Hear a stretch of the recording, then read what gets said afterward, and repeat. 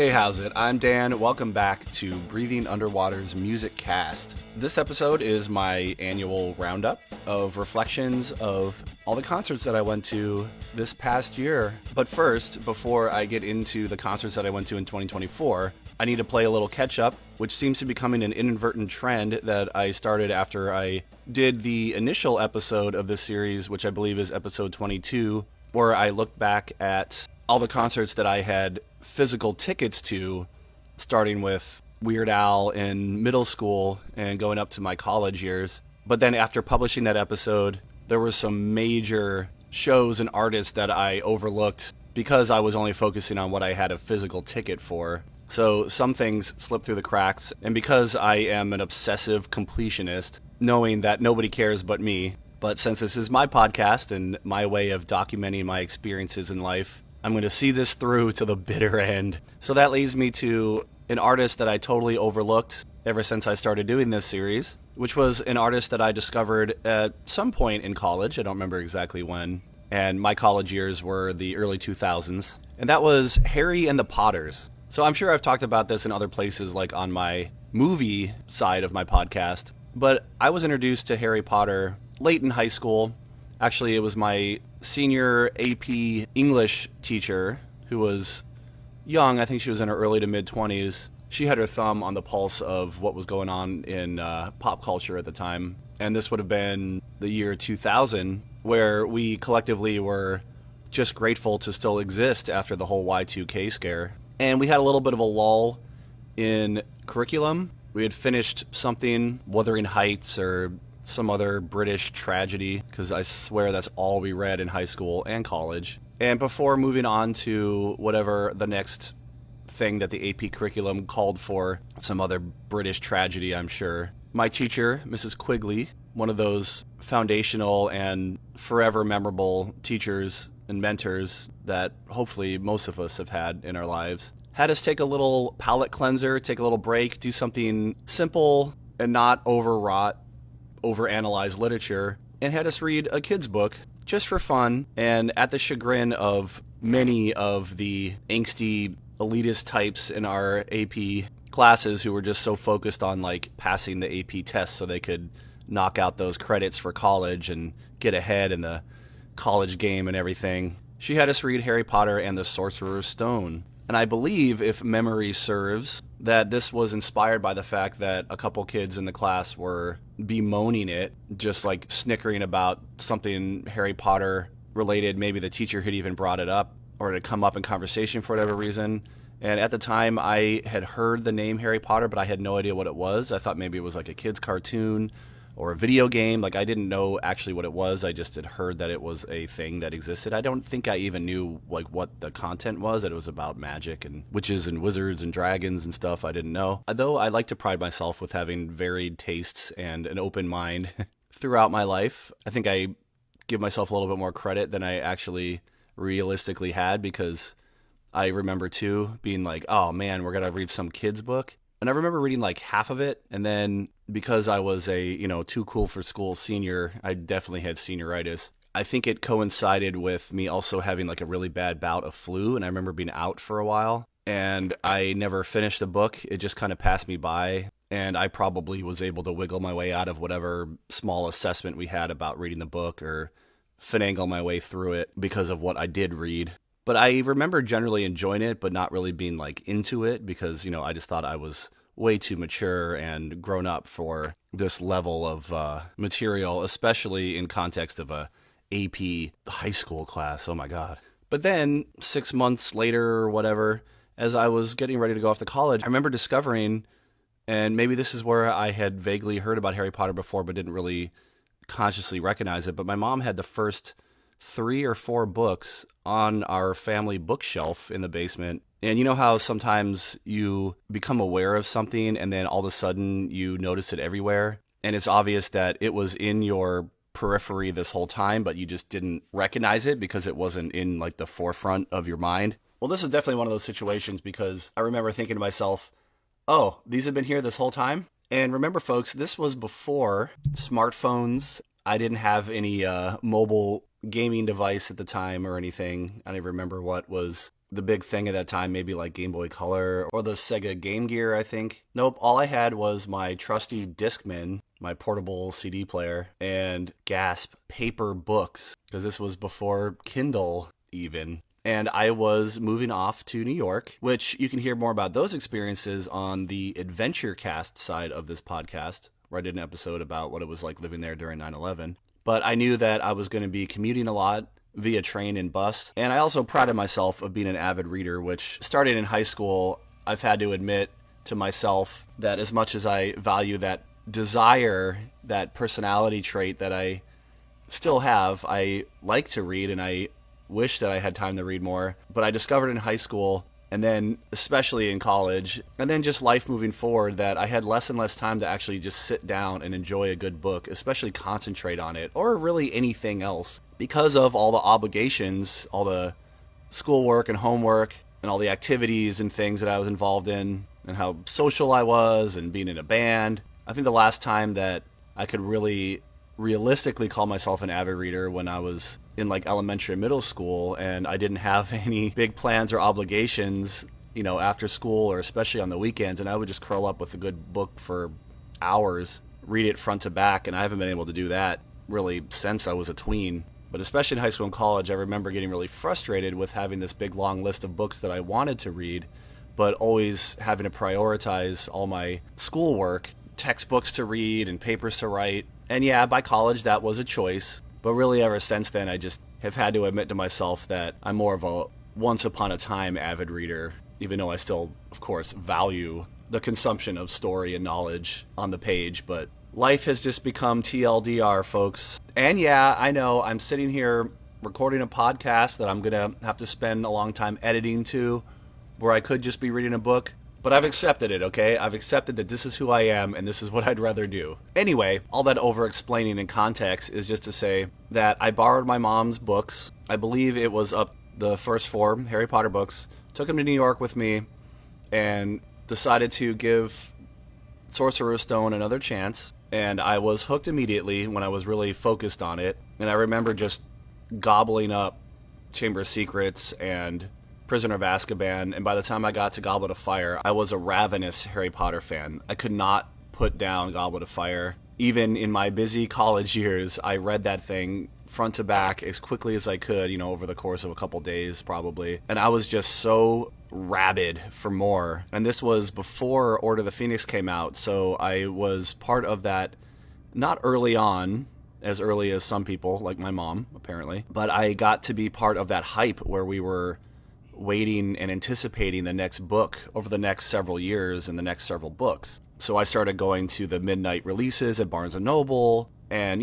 starting to connect with people online, LiveJournal and MySpace collectives and stuff and theories. I had so much fun with all that. And so at some point in my later college years, the mid-ish 2000s, I discovered what was later to be dubbed Wizard Rock. Of course, like most people of that time and generation and in that context, discovered the big breakout one, the one that started it all, Harry and the Potters. So 2 brothers dressed up like Harry Potter. I believe one was supposed to be like year 4 and one was, I don't know, year 6 or 7. They had like time traveled to meet each other and start a band. And every once in a while they had a drummer with like a beard and long hair, and they call him Baby Hagrid. And they played very raw DIY, kind of punk and garage rock influenced, zany, silly songs that recounted all the famous and memorable parts of the books. And their first recordings were so raw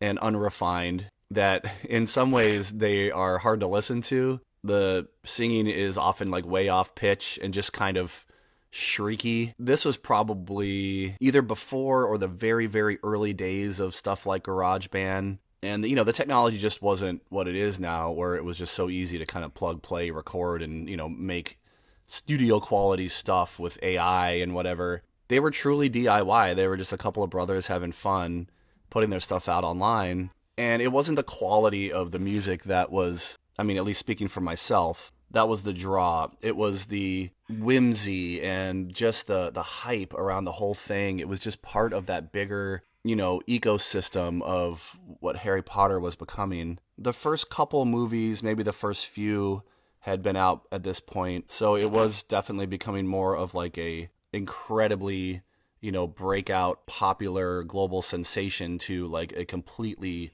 mainstream staple because of, it becoming not just part of like book and literature fandom, but up to that Hollywood level. Then people don't even have to have read the books to know what Harry Potter is. And then, video games started coming out and all the extra stuff. So this was like, that peak Harry Potter time. It was before the Deathly Hallows, and it just felt so alive and vibrant and fresh. And, we were just so excited. And so inevitably, part of the output was going to be music. And I'm so glad that it started in this like couple guys, in their basement just having fun kind of way, as opposed to it being something less organic, more corporate and pre-planned and marketed.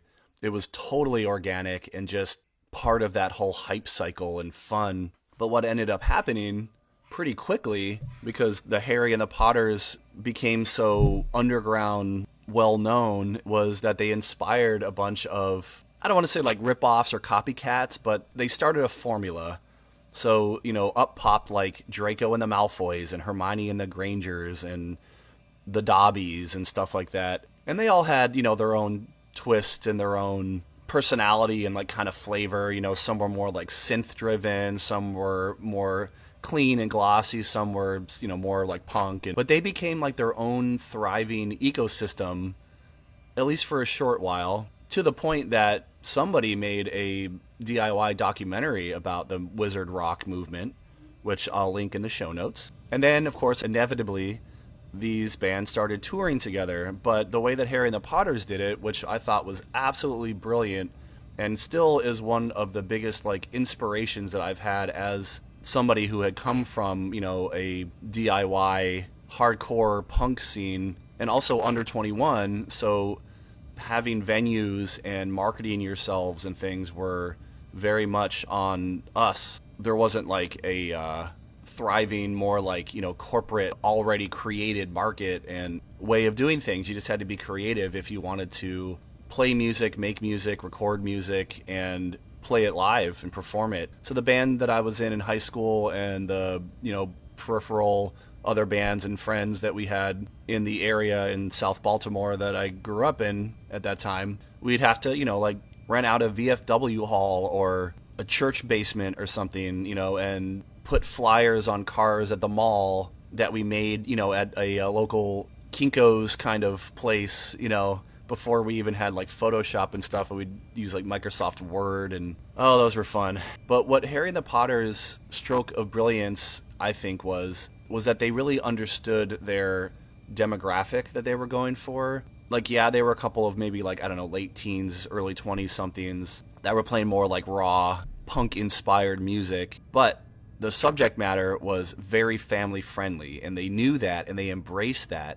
So not only was all their material very clean and accessible, at least like lyrically and the way that they presented themselves on stage and everything, they were silly, but they were never like offensive or pushed the adult boundaries too much or anything like that. They knew exactly what they were going for. And then, at least as a starting point, because they knew that they were playing music of a infamous book series, they connected with libraries and other, like less commonly used types of music venues, probably like school auditoriums and stuff like that as well, I'm sure. But I remember that their library tours were very unique and pretty uniquely marketed because, local libraries and news sources and things could say, hey, families, you looking for something to do Saturday afternoon? And that's the thing, they would do like afternoon shows in addition to evening shows, so they could appeal to like younger kids too, and then maybe some of their older, more like, peer-based fans that maybe didn't want to, hang out with like parents and their kids on a Saturday afternoon, but still wanted to enjoy this thing that they were a fan of too.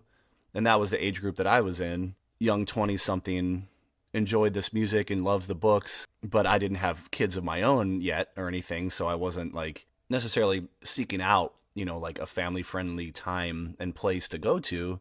That just so happened to be what they were doing, but they did often have options on their tours, and they did tour pretty frequently in those few years there during this big tornado of Harry Potter hype. But regardless of like the age group that they were attracting at whatever show and venue they were playing at, the other thing that they did was they made their shows incredibly fun, and they did that by doing a lot of interactive stuff.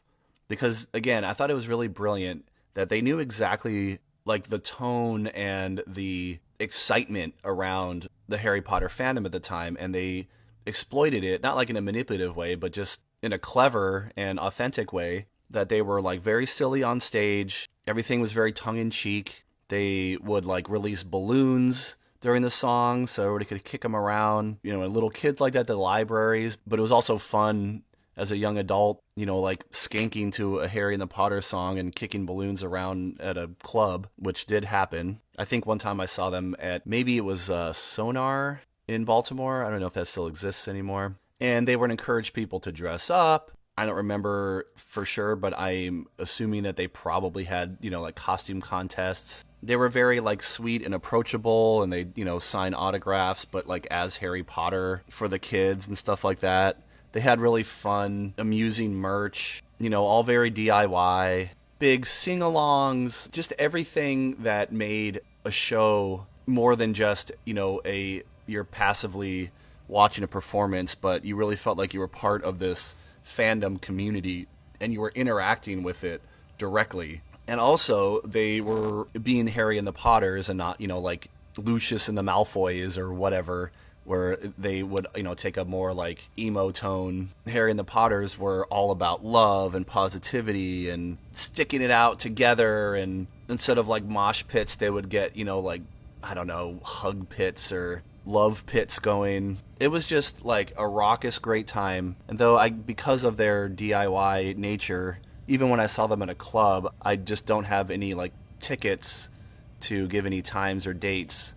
But I did see them a few times during college and then a couple times after as well. So I saw them at libraries. I remember one was in DC. I'm pretty sure I saw them at the First Unitarian Church in Philly, which, if you've listened to episode 22 of my time going to concerts in Philly during college, that was a major DIY venue. I hope it still is, but I have no idea. But then too, like I said, they would play night shows. I saw them at somewhere in Baltimore. The last time I believe I saw them was at the Black Cat in DC. And that's the whole reason that I even remembered to talk about them, was because I saw another group at the Black Cat for the first time in probably since I saw Harry and the Potters there, like more than 15, gosh, probably almost like 20 years ago now, just this past year. So we'll get to that really soon. But I just wanted to make sure that my time and experience and enthusiasm for Harry and the Potters and Wizard Rock in general wasn't forgotten, at least on this podcast, because they were a lot of fun, very influential. I'll still go back and listen to their stuff, especially if I need a pick-me-up or if I'm in a really good mood. It has that effect on both sides. And if you haven't heard about any of this and you do go end up checking out any of their stuff, I would just give the caveat that, again, I don't think it was ever meant to be good or quality, and I don't think I would have appreciated the music as much as I did and still do if not for experiencing what they brought to the live environment. They're just one of those groups that are better live. Like, I'm sure you've heard about a lot of people. You just have to see them live to really get the full impact. The recorded music can only give you so much of that, but hopefully at least gives you an idea. I don't know what fate has ever befallen those brothers in terms of their music career. I tried to stick with them for a while, but they were kind of on and off social media, and their website was like kind of up and down. They definitely stopped touring, but I think several years ago they had what was an annual Wizard Rock festival for a while. I believe they're from Boston, so it was like in the Boston area, was a annual Yule Ball in December. And I remember seeing an advertisement on Facebook or something for one, but it was probably more than several years ago at this point, so I should go look them up. But in the meantime, let's get into what this episode is really supposed to be about, which is looking back at the concerts that I went to in 2024. And as I do, I just wanted to thank you for being here, coming along with me on this reflective journey as I sit here in my cold garage, which you can probably hear the HVAC system going on and off as I record. But this is my studio, so it is what it is, keeping it real. But I have meant to get to this sooner this year, but it's been a busy new year so far. Though today we're having another blast of winter weather, so I'm off of work today. Kids are out of school, got a snow day. It's mid-ish February here in Richmond, Virginia. Let's get into it.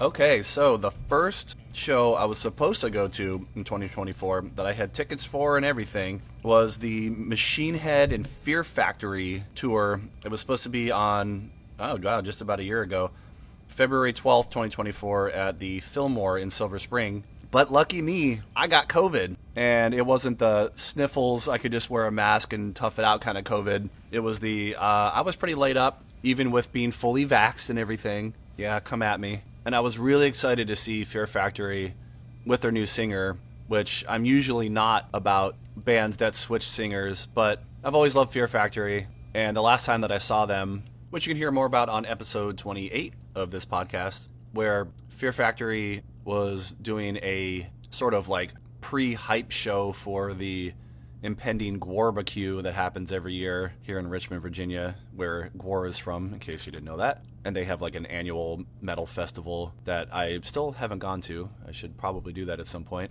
But Fear Factory and Coal Chamber were co-headlining, and that was a beautiful blast of nostalgia. But it was the first time that I've seen Fear Factory with Dino since like the early 2000s, so it was really cool, seeing that duo, Burton and Dino, back doing their thing, just like in high school.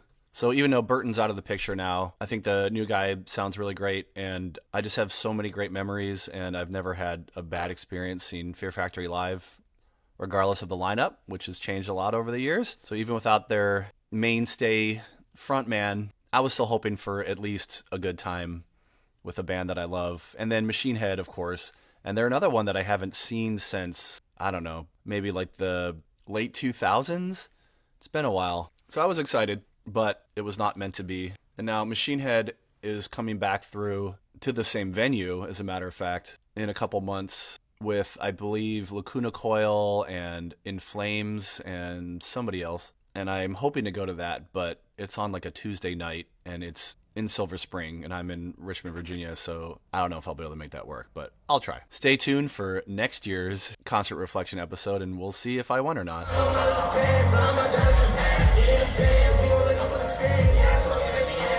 But the actual first concert that I did go to, just on the heels of me recovering from COVID, was my first real club rap show. So just like in the past few years, as my kids have gotten older and they've discovered and started to develop their own musical tastes, and we've been trying to support that, and take them to live music as much as they want to go. And we've taken the kids to see artists like Taylor Swift and Pink and Noah Cyrus. This wasn't something that I would have sought out alone, but still happy and gracious to go to.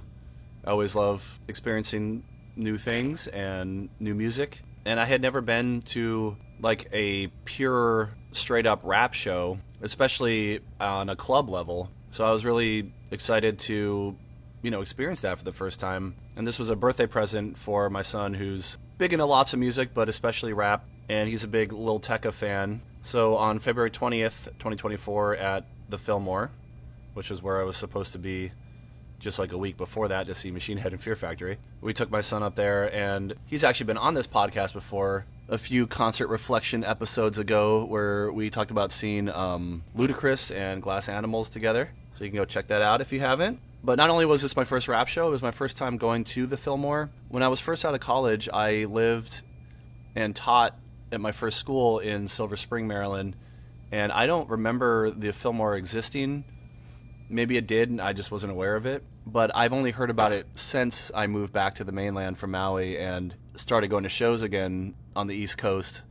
But I just hadn't been able to go there for whatever reason until this show. And it felt very familiar and comfortable in that it was very much a small balconied club, like Nation and 930 Club and the Trocadero. Just had that same kind of feel that I was so used to and so enamored by, my favorite type of shows. And like a lot of those shows, especially back in the 90s and early 2000s, before people stopped going to live events in such fervency, it was like totally packed. It must have been sold out. We could barely find anywhere to stand on the floor. We had to kind of back ourselves up against the edge of the bar. And even then, like, we kept getting kind of shoved over. So that was a familiar feeling too from my younger years. But also the energy of the place was very familiar, even though it was a different type of genre of what I was used to going to.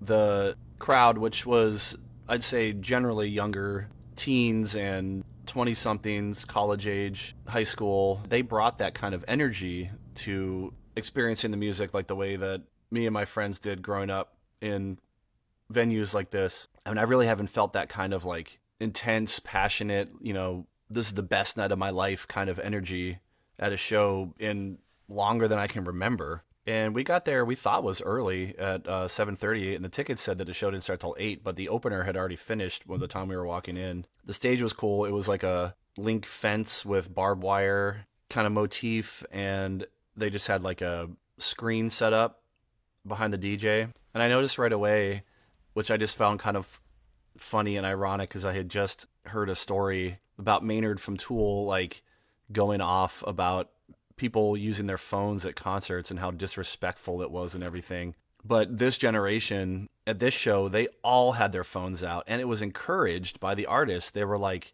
let's see those phones, like put us up on TikTok and Instagram and stuff. Like, they were being very direct about that. And, you can either fight the incoming flood or you can embrace it. And it seems like the more I hear about this kind of stuff, though, I do like agree with the fact that it's annoying when you're trying to like watch something, whether it's at a movie theater or a live concert, and you're just watching it through somebody else's phone in front of your face.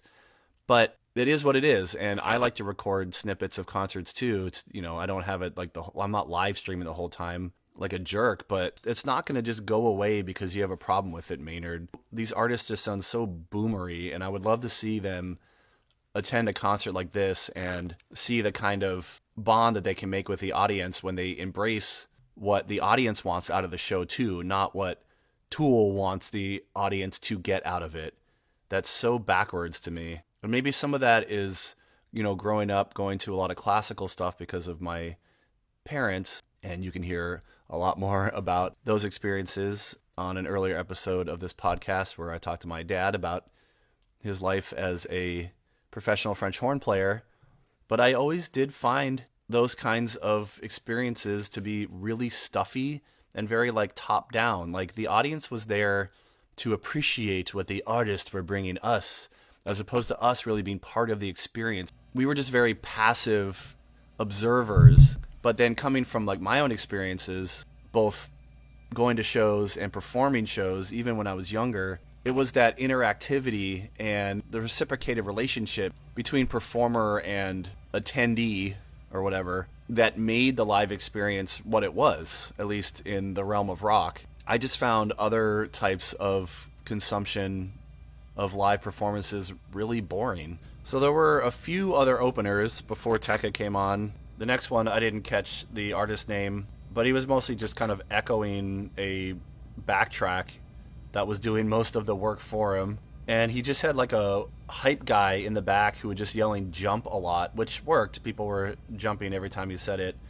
But I noticed right away that the lack of instruments on stage, the fact that it was just like a vocalist or a couple vocalists and a DJ, really helped with the artist turnaround time. They were able to just like one leave stage and the next one pop right up. It wasn't all that long, excruciating waiting and watching the roadies and the techs like get set up for the next band like I was used to back in the day. So that was a plus. The next guy, I don't know, Tanya, T-A-N-A, was just another like guy with a laptop and a vocalist. People were really excited about him, but it did not work for me because it was all auto-tuned. But I was obviously in the minority there because the floor just kept filling up. We kept getting shoved more and more to the side. and the energy just kept rising in the room. Like, people were going like crazy. It was awesome. Everybody was like jumping around and moving around, but there was no pit, which was interesting. But it still felt like being on the outskirts of a pit because how much we were getting jostled around still. As much as I criticize boomer mentality, I'm going to come across like one because I don't know how to pronounce these artists. But the next one was Sofaygo, Sofaygo. God, I sound like an old idiot. This was a duo. It was another DJ hype guy with a vocalist that was completely auto-tuned, and as much as that was grating on my ears, I'm sorry, like the auto-tune thing, I just can't. And I know how I sound. I'm sorry. I don't decry auto-tune for existing, but I do decry it being overused, just like anything when it's just overused. I mean, I'll say the same thing about what In This Moment has become, for instance, where like all of Maria's vocals are so affected and they put all these weird digital glitch breaks and stuff in them. It's unlistenable. I don't understand why they can't just let vocalists vocalize. I know it's a stylistic thing, but it just does not work for me. But it was cool to see that they, just like I'm used to from, the hardcore days, he stopped the show to help somebody in the crowd. Interestingly, they had us put our devil horns up. And then, interestingly, he took off his hoodie to reveal a Slipknot shirt. And that just reinforces to me something that Finn McKenty talked a lot about, which you can hear more about my thoughts about that whole situation with him and the punk rock MBA in the previous episode of this podcast. But he made the point a lot that a lot of modern emo rappers are at least partially influenced by nu metal, and that for a lot of them, doing this style of music was just a much more accessible way to make music and express themselves than having to start a band. And I totally get that. And then finally, Lil Tecca came out. People went crazy, of course. He had a great stage presence. He was super charismatic. But he mostly just performed his music. He didn't really talk or hype too much. And even though he did rely heavily on auto-tune for most of his stuff, it still sounded much better to me live than the recordings. And all the visuals that he had on the projection screen behind him were back-end code kind of stuff, a lot of glitch, digital pixel art. So I'm wondering if that was, more arbitrary, which I doubt it, or if he was letting us know that he's also a big computer nerd. So that was a lot of fun, and it was a great way for me to get exposed to smaller level rap shows. Unfortunately, this was a weeknight, and this was the first time that my son had been to a show that was this crowded and, with no seats or anything. So, and my son was just a little overwhelmed by the crowd and everything, and we were tired. So we did leave a little bit early, but it was a great way to start off the concert run of the year.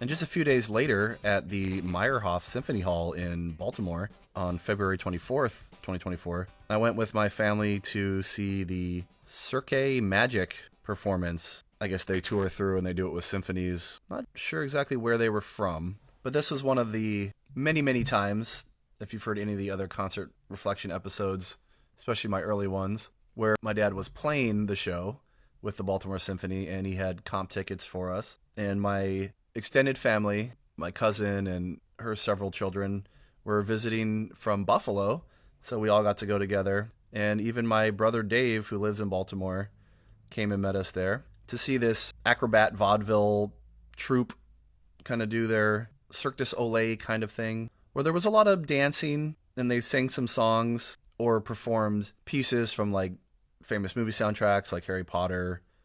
They did a song from Wicked, the Night on Bald Mountain piece, and the whatever, In the Halls of the Kings of something or other, whatever that one was from the rendition that they did in the in Trolls, the Hair Up. But during all that stuff, they did a lot of circus tricks and things with giant hula hoops and LED devices like batons and stuff that they were twirling around. And like I said, it was very vaudevillian because they did some really crazy balancing trick kind of stuff, the spinning of plates and objects on multiple limbs and then throwing and juggling those things while they're still spinning and all that kind of stuff. It was a lot more small scale than a Cirque du Soleil kind of thing, but it was still equally impressive. I remember there was a duo that did this thing with balancing these giant objects like a chair, and they were like on their backs and stuff, and they were like kicking and flipping these objects around and to each other and things. It was very reminiscent of a lot of the stuff that I've seen at the Renaissance Festival, but in a much more classy, symphonic backdrop and setting.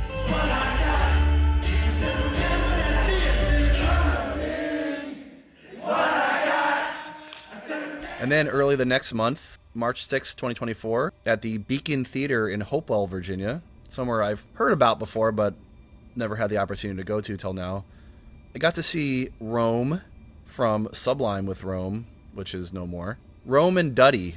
So Duddy from Dirty Heads. So other than the Dave Matthews Band, which is my wife's favorite band, another motif you might have noticed throughout my concert reflection episodes that I've done since I restarted this podcast a few years ago is seeing the Dirty Heads. They seem to tour every year, and we make it a point to see them because they're awesome. But also on some of those tours has been Sublime with Rome. So apparently Rome and Duddy have had this side project going for a little while. They just have a few singles out or like an EP. I never knew about it, but then when we saw that this tour was coming through, we went and looked it up. And it's a little bit more twangy than I would prefer, especially having two artists coming together from much more punk, hip-hop, and reggae influenced bands. I can see why they'd want to do something a little bit different. But regardless, the songs are still good, and my wife and I both love these two guys, and we were really excited to see them together, especially because this little Beacon Theater is this like tiny little old, probably historic theater, I don't know anything about it, out here in Central Virginia. And so I knew that it was going to be an intimate show, but I didn't realize how intimate it was going to be because it was not really that well attended. I mean, there were people there, but there were a lot of empty seats too. And I was a little surprised by that because every time that like Dirty Heads comes around, even to Richmond, it's very well attended. So I don't know, maybe it just wasn't marketed very well, or maybe they just did that on purpose because they wanted it to be a lot more small and intimate. But regardless, it was a really cool, unique venue to see these guys in. And the opening act was a very nice father and daughter duet who were locals, and they played some nice acoustic stuff. And then Duddy and Rome came out, and I was curious to see how they were going to handle the performance because I've only seen them, in a more like amphitheater, summer festival kind of format with big energy, big rock show kind of performances, but they just sat in chairs and played, I'd say, more unplugged. It was mostly acoustic, but they did have an electric bass, who, by the way, had the best mutton chops in Fu Manchu I've ever seen. And Duddy played more rhythm, while Rome played more lead on their acoustic guitars. There was also a slide guitarist and a keyboard player, hence that more like twang that they brought to their songs. The music was good, and it sounded great, and they played a lot of Sublime and Dirty Heads stuff, in addition to their own original duo material that they've done. But they were also funny as hell. I knew these guys were friends, but I had no idea like how much just silly, inane banter. I mean, it was like watching Tom DeLonge and Mark Hoppus go at it, or Fat Mike, people that spend half the performance just like screwing around. But they were also really good storytellers. They gave a lot of context to the songs, gave some history and, reasons that they wrote them and what they meant to them. But they also just told like some funny road stories. And it was obvious in general that they were just having an awesome time. And they said as much, that the reason that they started this project was because they loved hanging out and they wanted to be able to tour more together, but they were in their own separate bands. So why not just come up with their own little project, and that would give them an excuse to just hang out and spend more time together as friends. And I just thought that was like so wonderful to hear, because so much of the time when you hear about artists on the road and stuff, there's all this tension and fighting and, BS. This was great. Like, it was so positive and so chill. And also they just seemed like super authentic and down to earth and grateful. They shook lots of hands at the ends and signed autographs, and like they were just like hanging out, and they just seemed to really enjoy what they did. And, there's nothing more appealing to me about, especially a live performance, is seeing that the artists are like happy and grateful to be there and really want to connect with people. Like, that's why they make their music, not just, for monetary gain or recognition, whatever.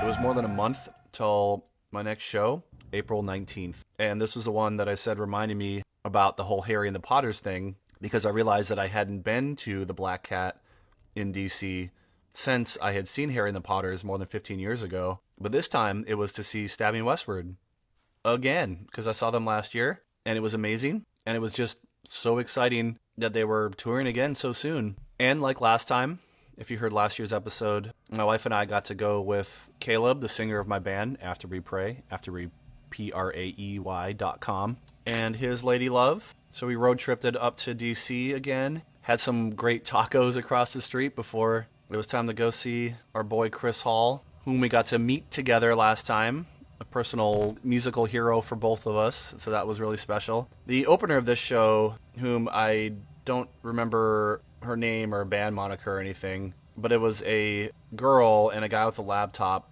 and it was, I don't know exactly what genre purists would call it, but to me it was sort of like what I would classify as like techno with vocals. It was really droney, more atmospheric than really like song oriented, and it just was not for me, not my thing.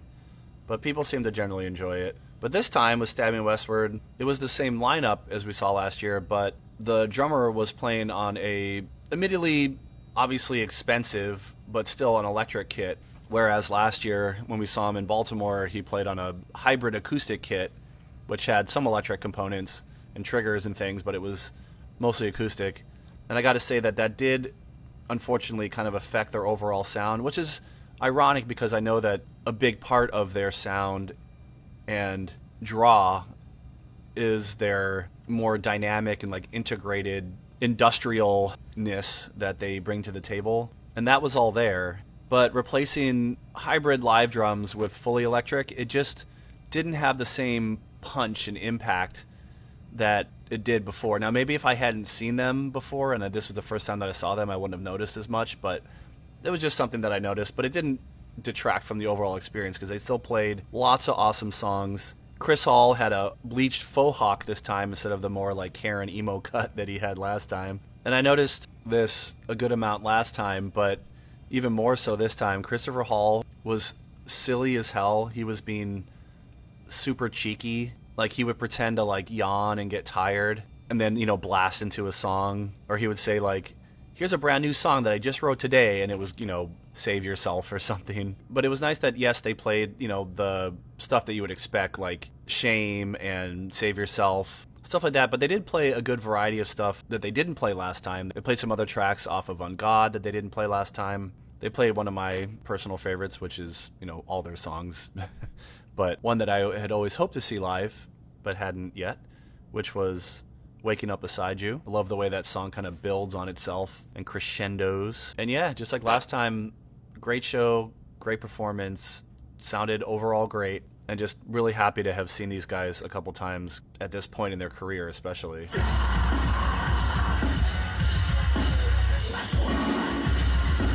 Then the next month, on the 7th of May, in the year of our Lord 2024, at the Canal Club, a smaller club here in Richmond, Virginia, I went with my metal men, whom you may have heard me talk to about other shows we've been to together on episode 20 of this podcast. But this time we were seeing Alpha Wolf, a band that I've heard of, probably because of like Sirius XM flipping through Octane, which I don't linger on very much because it's a little too butt rocky for me, but maybe Turbo, maybe Liquid Metal, somewhere in there probably. I knew the name at least, but I was actually more enticed by seeing Immure and Unity TX were the bands I really went for. But the first band to play was a band called Chamber. They were just pretty solid generic metalcore, but they had no clean vocals, which I really appreciate when a band can just do that and not have to be Linkin Park. But Unity TX was next, and they were exactly what I was hoping for. They kind of scratched that itch that Head PE has always left in me, where they are that metal rap hybrid, but very dynamic about it. It's not just like kitschy or like Limp Bizkit, or like they're, afraid to go too far to either side. So it's just kind of more mediocre and middling. I like Unity TX because like they're super heavy, but they also like do full on hip hop, more like Candiria. I noticed right away, though, that a lot of the vocals were a lot more like growly and heavier than they were from the recordings. I like that the singer had a mic stand made out of a big thick chain. That was metal AF. The singer did a really good job like hyping and egging on the crowd that he thought was super weak, and they were. I'll get back to that in a minute. He jumped into the pit at one point. I really enjoyed how he did like a rap breakdown over metal drums. So there's like a lot of like breakdown, double bass kind of stuff, but he's like flowing over that. That was amazing. I don't remember if he got it started or not, but there was an intentional girl pit.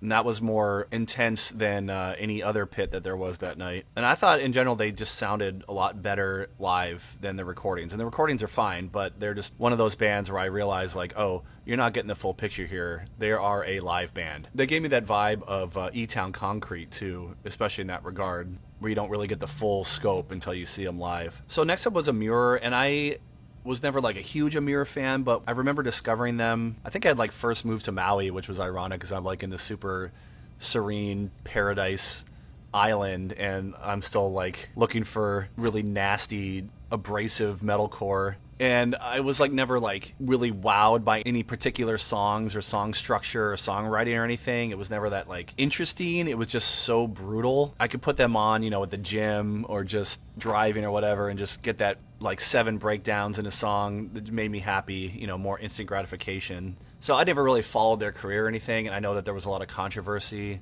with the singer, a lot of cringy kind of poor taste lyrics and t-shirts and stuff, but I never really followed it too close. I just heard things here and there, saw some headlines. But, you know, I was always curious to see them live, especially because they were so intense. And overall, like, I thought they were good. They were super tight. But they didn't really wow me like Unity TX did. They were just kind of doing their thing. Most of their songs, at least the ones that, like, I didn't recognize from an album, were, to me, I'd say almost like non-songs. They were just kind of like riffs with breakdowns, and then it was over, and it was like so unmemorable. It was just kind of like, well, that was heavy. And that's a criticism that I have with a lot of modern metal and metalcore in general, and maybe Amur was one of the more early influencers of that kind of stuff. Like I said, I didn't follow that movement too closely once I kind of saw the writing on the wall, and you can hear more about my early reactions to that movement, which my brother and I originally entitled Insane Core, but I think we've since evolved it to more like Diarrhea Core on an early episode of this podcast. I think it was like episode 3 way back in the 2010s, a time long forgotten. But one thing I noticed too about Amir was that the guitar player had an either like 8 or 9 string guitar, and somehow they were not as heavy as Unity TX, which had, I don't know, maybe a 7 string, but I think it was 6 string. They were just like so thick and full, and I don't know, Amir was almost like if they were just trying too hard. But I wasn't like disappointed. I didn't have high expectations or anything. They kind of delivered exactly what I was expecting, but I guess I was afterwards realizing that I was hoping just for like a little bit more, or maybe just the fact that, you know, Unity TX played first and like showed them up. Maybe if Amir had played first, they would have warmed me up for Unity TX. I don't know. And then we saw Alpha Wolf. Like I said, I don't really know their stuff. I listened to them a little bit knowing that I was going to this show. But they were definitely really good live performers. I could see why they were headlining. They had a really good stage presence, to the point that we were standing near the bar and the bartender was like freaking out and into them more than it seemed like the crowd was. I don't know what was going on that night, because it was generally a younger-ish crowd, like maybe, you know, 20, 30-somethings. It wasn't like my generation, you know, elder millennials or Gen Xers or anything for the most part, but the energy just kind of seemed generally kind of low, to the point that, like I said, the bands were reacting to it. Like Unity TX was criticizing the low energy, and like not a lot of moshing. There was some stage diving, but other than that, that was nothing to write home about. It was funny, the Alpha Wolf singer made a note that he was happy to have played here and not at the Blue Ridge Rock Festival, which if you've heard about that, or if you haven't heard about that, go look it up, because there's a reason that's not happening this year, next year, or probably ever again. But in general, the singer really seemed to be enjoying himself. He had a lot of gratitude, a lot of shout outs to like the VIP people that, you know, got to meet and greet before the show and everything. But also the guitar player was pretty wild, and he pulled a Dillinger Escape Plan kind of shenanigan where he climbed up to one of the really tall PAs and he jumped off while he was playing, and then he hurt his knee, so he was like hobbling around and he had to like sit down for the latter half of the show. So, props to unhindered, unpredictable metalness, but also kind of stupid when you're on tour and your fans are expecting something of you, to like be able to put on a good show, and then you hurt yourself. But it's all rock and roll. At one point, the Unity TX bass player, without his bass, came out just to do like a crowd hyping. And on the last song where they also like kicked beach balls out into the audience to get them a little bit more engaged, the singer invited extra people up onto stage to do, a sort of like pile-on sing-along with an extra mic that he had up there. So that was cool. Reminded me of my hardcore days. So overall, fun show, but not the most raucous or memorable that I've seen in recent years or years past.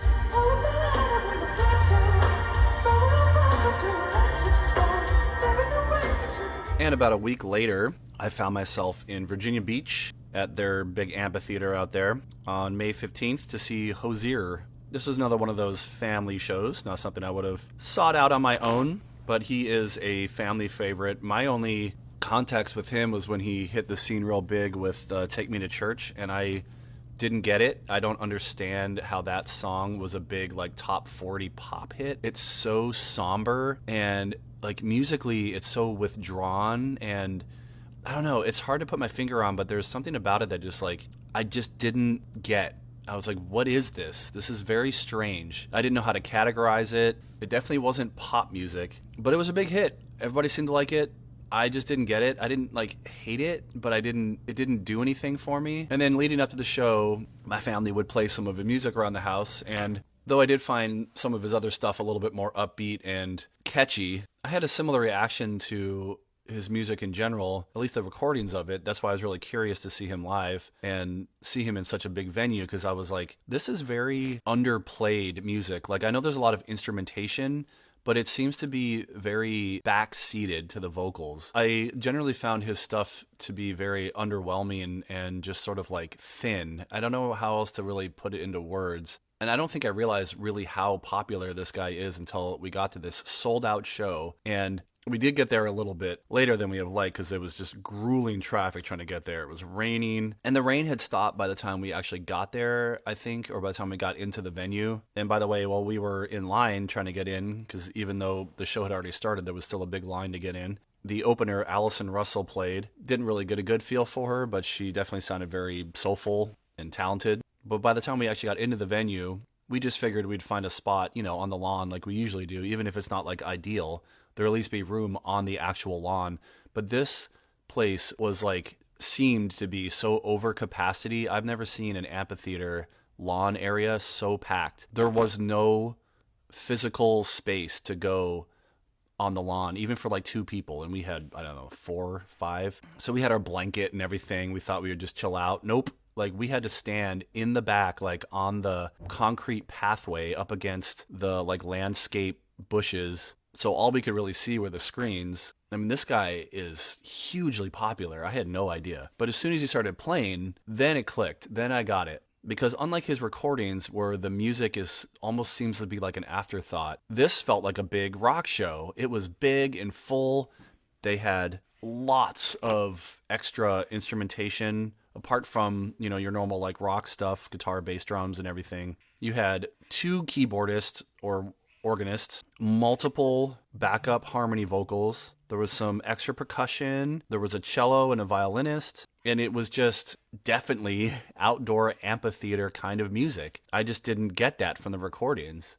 So I was immediately in and hooked. I was like, wow, this was actually one of the better shows, especially on, on an expectation level, that I'd been to in a long time, because it sounded amazing. And even though we were all the way back at the edge of the lawn and kind of like standing there uncomfortable and not in an ideal enjoy performance position, it didn't really matter. It was one of those transcendent musical experiences where the music was so good that it made all the rest of it worth it. I love that. I remember that happened one year at Ozfest 2000, I think, 2001, no, 2000. Yeah, it was 2000 because Soulfly just put out Primitive. And it was raining that year. It was muddy. You can hear way more about it on episode 22, but I just remember I was like sleep deprived and wet and tired, but man, like when Soulfly came on, didn't matter. It was just the most epic thing ever. Hozier himself mostly played the electric guitar, but also some acoustic.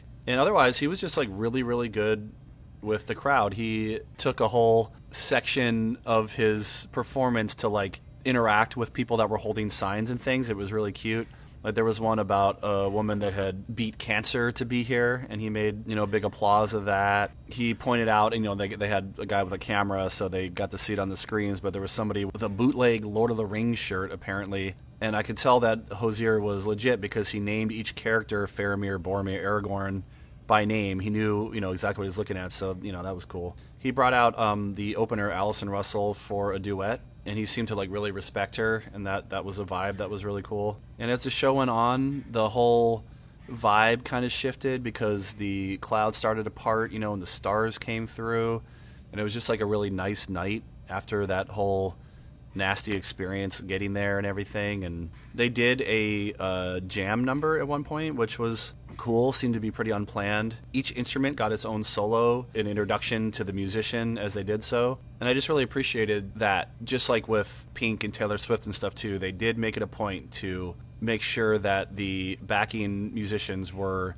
given the spotlight, because even though everybody was there for the singer, they would not sound as good or have the same level of performance aura without the other musicians. So it's nice to see when the person whose name on the ticket, person that everybody's actually there to see, understands that and shows their gratitude for that reality. Hozier also did this weird thing where he had like two mics connected to the same mic stand, but one of them was just a normal vocal mic and the other one was affected, so he did some of his weird affected vocals through it. But yeah, I was pleasantly surprised by that show, and I would totally go see him again.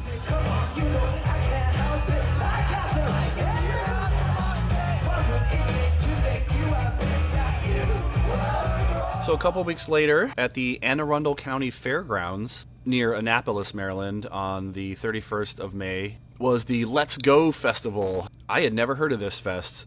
Apparently, it's been around for a few years, and it is right by where I grew up. Annapolis is near Baltimore, but I don't know. It just never came across my radar. And it is a 3-day festival, but I was only to go on the opening night just because of like my schedule that weekend and stuff and obligations that I had. I was only able to go to one night, but that night happened to be the more emo-oriented night. There were a few other bands that I would have definitely wanted to see, like Bush was playing on the third night, but luckily I got to see them later, and we'll talk more about that in a little bit. But this was a really cool, quaint, kind of like little festival. After going to the Ocean's Calling Festival that you can hear about in the last concert reflection episode I did, my first 3-day overnight festival, and then I went to it again in 2024. We'll talk more about it at the end of this episode. This was a much more accessible and manageable and affordable festival because we were able to just, park at the venue and walk in, and we didn't have to, get a hotel room and be there for 12 hours or whatever. It was a little bit lower of a bar, but still multi-day fest. And there were only 2 stages at this festival, and they were kind of like right across from each other. So one band would finish on one stage, and then the next stage would start like a couple minutes later. And the smaller stage was more, like local and up-and-coming acts, and then there was the main stage. So a band called Games We Play was playing when we were walking in. They sound like pretty solid emo. And next up was a band that I always heard about, but I don't know if I ever actually heard until more recently when they came up on different like tier lists and stuff, like emo tier list that Finn McKenty would do on his second channel, was Motion City Soundtrack.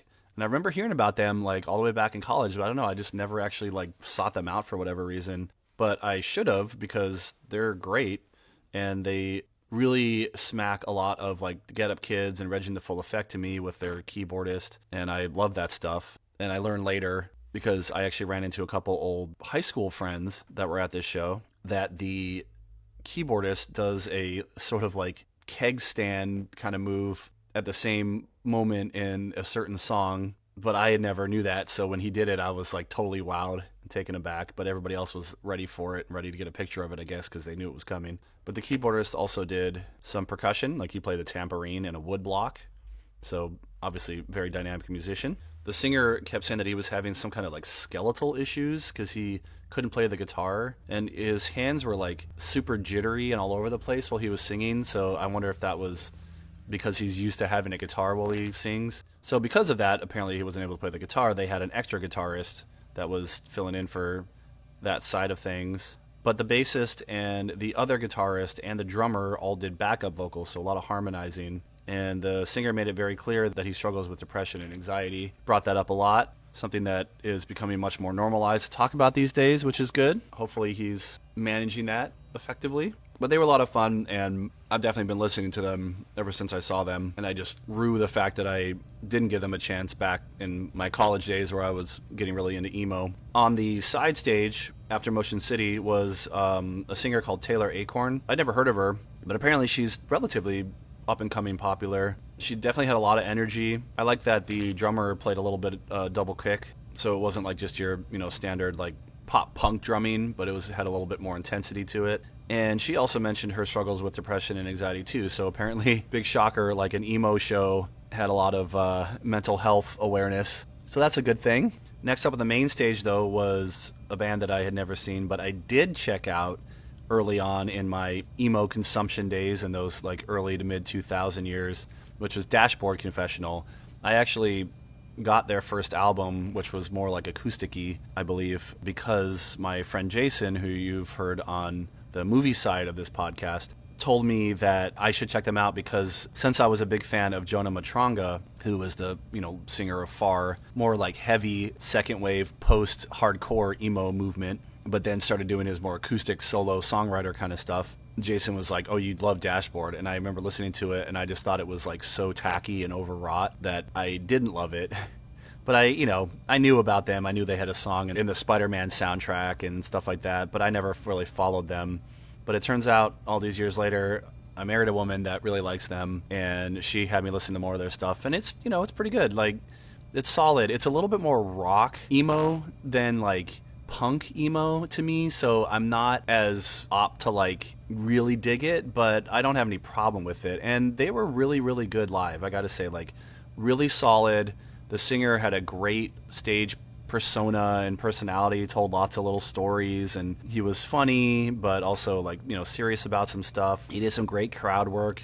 And a lot of the stuff that they played that, I had only heard from their acoustic recordings with the whole band definitely sounded better to me, or at least fuller. So nothing but respect for Dashboard. Still not my favorite emo band of all time, and I don't think ever will be, because they're just kind of missing that edge. But I dig them.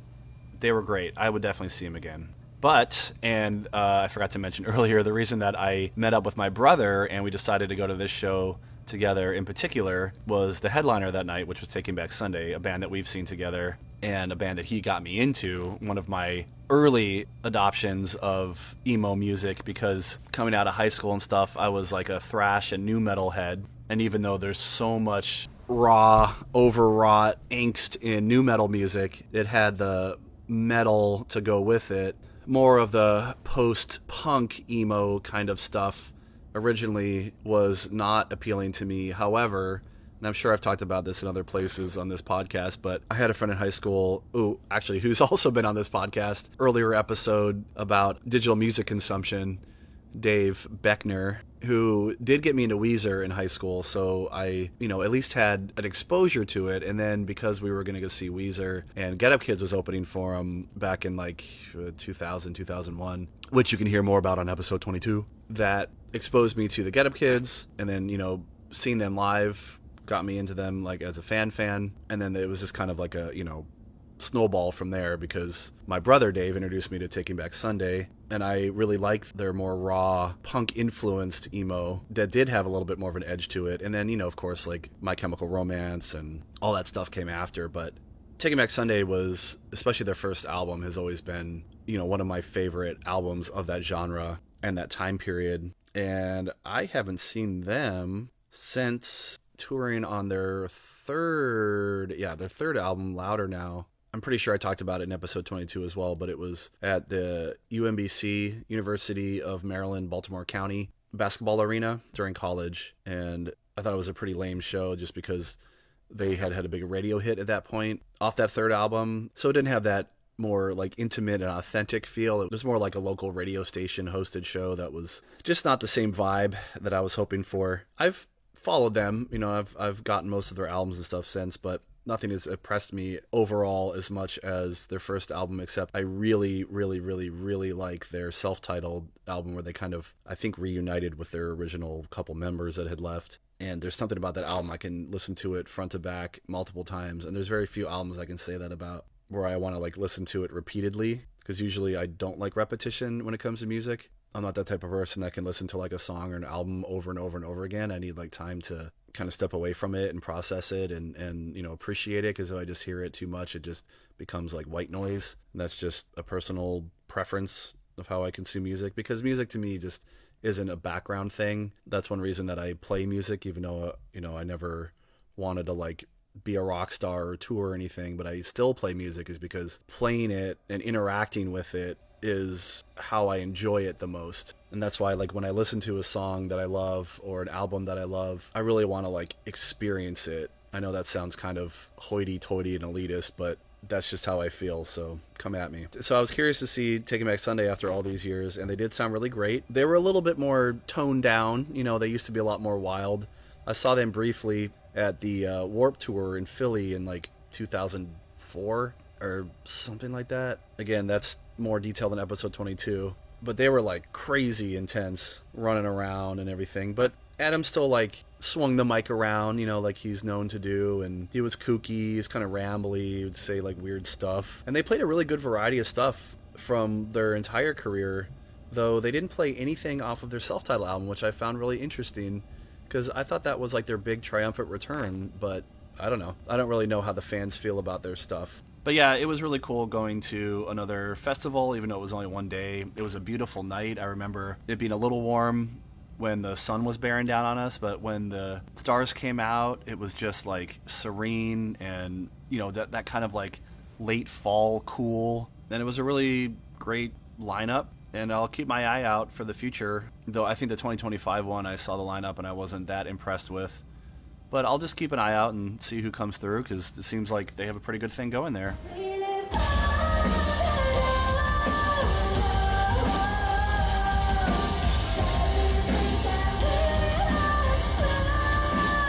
This was a weekend for concerts. Looking back at it now, I remember that I planned this weekend around concerts, because there was the Let's Go Fest Friday night, and then Saturday, June 1st, also in the Baltimore area at the Baltimore Soundstage, which I had last been to see Stabbing Westward last year, was Blackbriar, who were opening for some power metal band called Battle Beast. We'll get to that in a second. Since I saw that both of these shows were happening in the Baltimore area on the same weekend, I figured I could go up there, stay with my parents, and my brother and I could go to a couple shows together. And that we did. So if you follow my podcast in general, you might know that I have another branch of this podcast called Selkiecast, which is all about cataloging my research of the Celtic shape-shifting seal ancient folklore about Selkies. The intro-outro music that I use is a Blackbriar song called Selkie. And that's how I discovered this band. Was my sister-in-law had heard their song Arms of the Ocean,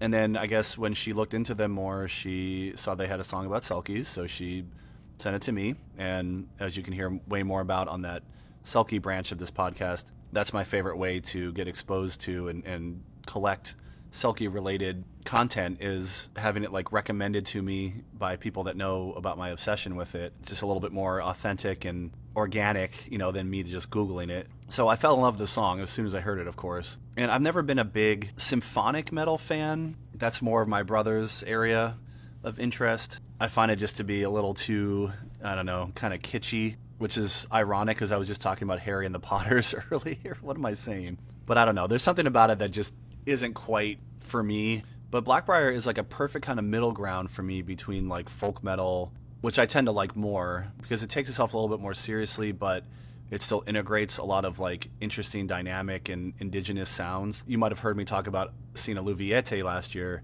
but the problem with a lot of those folk metal bands is that they seem to be influenced a lot by black metal, and I just cannot handle the growly kind of like, I don't know, overly sinister black metal vocals If there's clean vocals, especially from a girl, I find that to work a lot better for me than the guy that kind of comes in and just is in complete contradiction and detracts from the more epic dynamic sound and just take it back down to just like straight black metal kind of, yeah, just not my thing. So the fact that Blackbriar has a lot of the same instrumentation, because they're really nothing unique or new, but the fact that they just play it straight with just the one vocalist, and they do a lot of like storytelling, which is enhanced by, you know, a lot of their extra symphonic and folk sounds that they bring to the table and instrumentation. It's just kind of like the whole package for me. I did actually, when I first heard them, I didn't expect to like them as much as I do. Like, I thought it would be just more of like a, like I said, like a kitschy thing where I was like, oh, they do songs about folklore and stuff. I like the content, so they'll just be fun to listen to sometimes, but I actually like really like their music and their overall aesthetic and everything a lot more than a lot of their brethren. So I am definitely like a fan of Blackbriar specifically, though I do think that their second album, which they're touring on right now, is not as strong as their first. It's a little bit less dynamic and it doesn't have as much variety. It's missing a little bit of that, I thought, more like folk metal instrumentation to give it a little bit of spice, but it's still solid. But I was just so excited to hear that they were touring, even as an opening band, because they're from Europe, somewhere, I can't remember where they're from now, shoot. But not America. And I follow them on socials and stuff, so every time I see that they're touring or they're playing shows, it's always in a city that I can't pronounce. So I was like, oh, they're finally coming to good old Baltimore. Definitely going to go to that. I was surprised, though, when we got there, that for the most part, some people were, but for a power metal show, it was not as kitschy and costumey as I expected. I don't know, maybe I've spent too much time at the Renaissance Fair, but I realized later that I should have worn my kilt, which isn't even that, like, unheard of at a metal show. I mean, I've seen people in kilts more and more recently, but just to, you know, kind of represent the general atmosphere. But I was just mostly kind of like older skewing, you know, like me, like elder millennial or Gen X metalheads. Though I did see one little kid on somebody's shoulders with their noise-canceling headphones, which is always a sign that there's real, authentic metalheads around, because, you know, they've indoctrinated the youth into it too. And I know I'm a constant like hypocrite and I contradict myself, but it's just so funny because I say that I don't tend to like kitschy symphonic metal, but I also really like when people really get into stuff and they get all kitschy and cosplay and dress up and have fun. I don't know. I'm weird. I was just hoping for like a little bit more of that, like I said, kind of Renaissance Fair feeling, but it just felt more like a regular Gen X metal show. But whatever. Didn't matter, because Blackbriar, they were as amazing or even more so as I expected from the recordings. They just were big and full. They were really fun. Great stage presence. They had two guitarists, but they're actually a smaller band than I expected, though, because I guess just seeing like Alluviette the year before with all of their extra instruments, like the hurdy-gurdy and violin and stuff, and hearing some of those sounds in Blackbriar, I thought that they would have more, but it was really just the two guitarists, singer, drums, bass, and a keyboard player, and the keyboard player was the one that added all the extra instrumentation just from the synths, which was fine, but I was just, you know, kind of expecting a little bit more on that side of things, but it still sounded great. They played a lot of their new stuff, but they also played exactly what I was hoping to hear from their first album. They played the Arms of the Ocean, Until Eternity, which is an amazing song. And they played my personal favorite, of course, their Selkie song. They seem like they're having a really great time. I don't see this very much, but I thought it was kind of fun. Maybe they were like making, you know, road vlogs, or they were getting music video footage or something, but several of the band members, including Zora, the singer, had like GoPros and on selfie sticks, and they would like attach them to their guitars and stuff every once in a while. They were filming themselves and filming each other and filming the crowd. That was fun. And even though they were an opener, they played a full hour set with an encore, so it really felt like more of a co-headlining kind of thing. And apparently this was their first US tour, so I'm very honored to have been a part of that. I noticed that the drummer was a little handsy with the singer Zora. Makes me wonder if they are an item. Maybe that's like well known. I just don't know. I don't follow like bands on the personal level like I used to when I'd read like Spin and Circus Magazine and stuff, and it's like, who's Chino dating or whatever. I don't care about that kind of stuff anymore. Not that I'm like better than it or anything. It's just I don't have the time or energy to devote to other people's lives on that level. But either way, it was sweet to see that they were, that a touring couple could be so affectionate even after all that time spent together.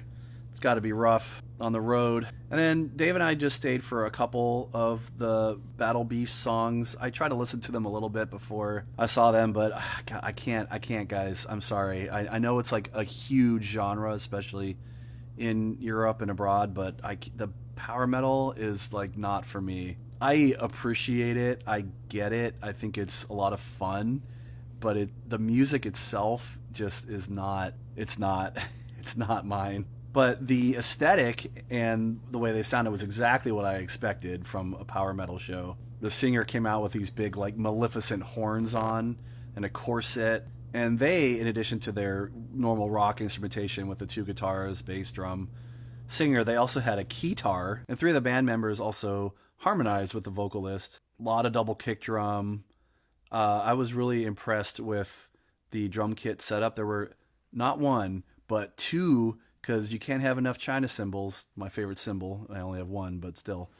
They were like super high up, so we had to almost stand up like Lars style to hit them. I'm not sure what the point of that was, but I'm a more practical drummer than a showy drummer, so maybe I just don't get it. But I saw all I needed to see, and I was kind of like, all right, I had a really good time, like an authentically good time with Blackbriar. I don't know, and maybe it's just because like power metal and stuff comes across more like a joke band to me. It's just so, I'm not going to add any judgmental words. It's just so what it is. It's missing to me like the authenticity of expression. It's more like I don't know, I guess less of like an art form and more of a fun activity. At least that's how it comes across to me. I don't decry anybody for playing power metal or liking power metal. I totally respect it. I like a lot of things adjacent to it. Like I said, I like wizard rock, and I love the Renaissance Festival, and I love dressing up for all those things and being kitschy and, just having a good time, no strings attached kind of mentality. But the music itself just does not work for me. So we took off, but it was a little anecdote that has nothing to do with the show. But there's a video on my YouTube channel a couple years ago. I just made a little vlog of going diving at a local lake here in Virginia called Lake Phoenix. And the dive buddy that I went with told me about an opportunity to dive at the National Aquarium in Baltimore, where they have like, their own reef, and you can pay to do like a dive there. And so as we were going back to the parking garage from the Battle Beast Blackbriar show, we ran into a couple guys carrying all this dive equipment. And I was like, hey, are you guys the ones that facilitate the Baltimore Aquarium dives? And they're like, yeah, we are. And so I got to have a little chat with them. I was like, I've heard about this and I'm curious, and they gave me some info. And yeah, so I'm hoping to do that at some point. It's just kind of expensive, but if you're into any of that adventure stuff, that's another side of things that I cover both here on this podcast and on my YouTube channel, youtube.com/breathing underwater.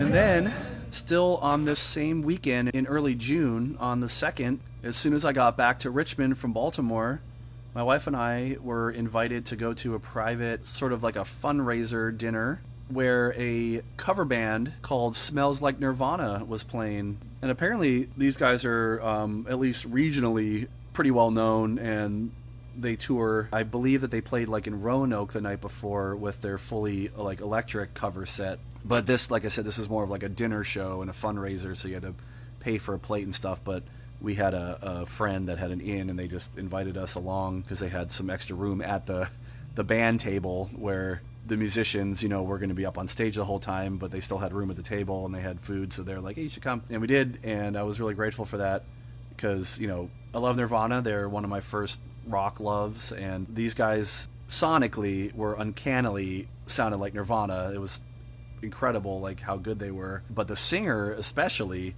had the look, he had the long, greasy, blondish hair, and the jawline, and he looked like Kurt and he sang like Kurt. It was pretty awesome. But they did the unplugged versions of the songs, but they did other songs that weren't on the MTV Unplugged album too. They played other Nirvana hits and stuff, but it was all in the unplugged format, and it was really cool. And they had a shirt that I got Caleb, the singer of my band After We Pray, praey.com, that said "Make America Grunge Again." So they had some fun merch like that, and it was also just fun to see those songs performed live by somebody else for once, because in my band After We Pray, praey.com, play so many of those songs ourselves, both in the full electric but also unplugged format. It was nice to have somebody else take the driver's seat for a little Nirvana cover set for once. Nice to meet you. What's your name? And then only about a week later, this was a busy summer, another kid-prompted show at the Jiffy Lube Live Pavilion, or whatever. I always know it as the Nissan Pavilion, up in Bristow, Virginia, on the 8th of June. We saw Niall Horan.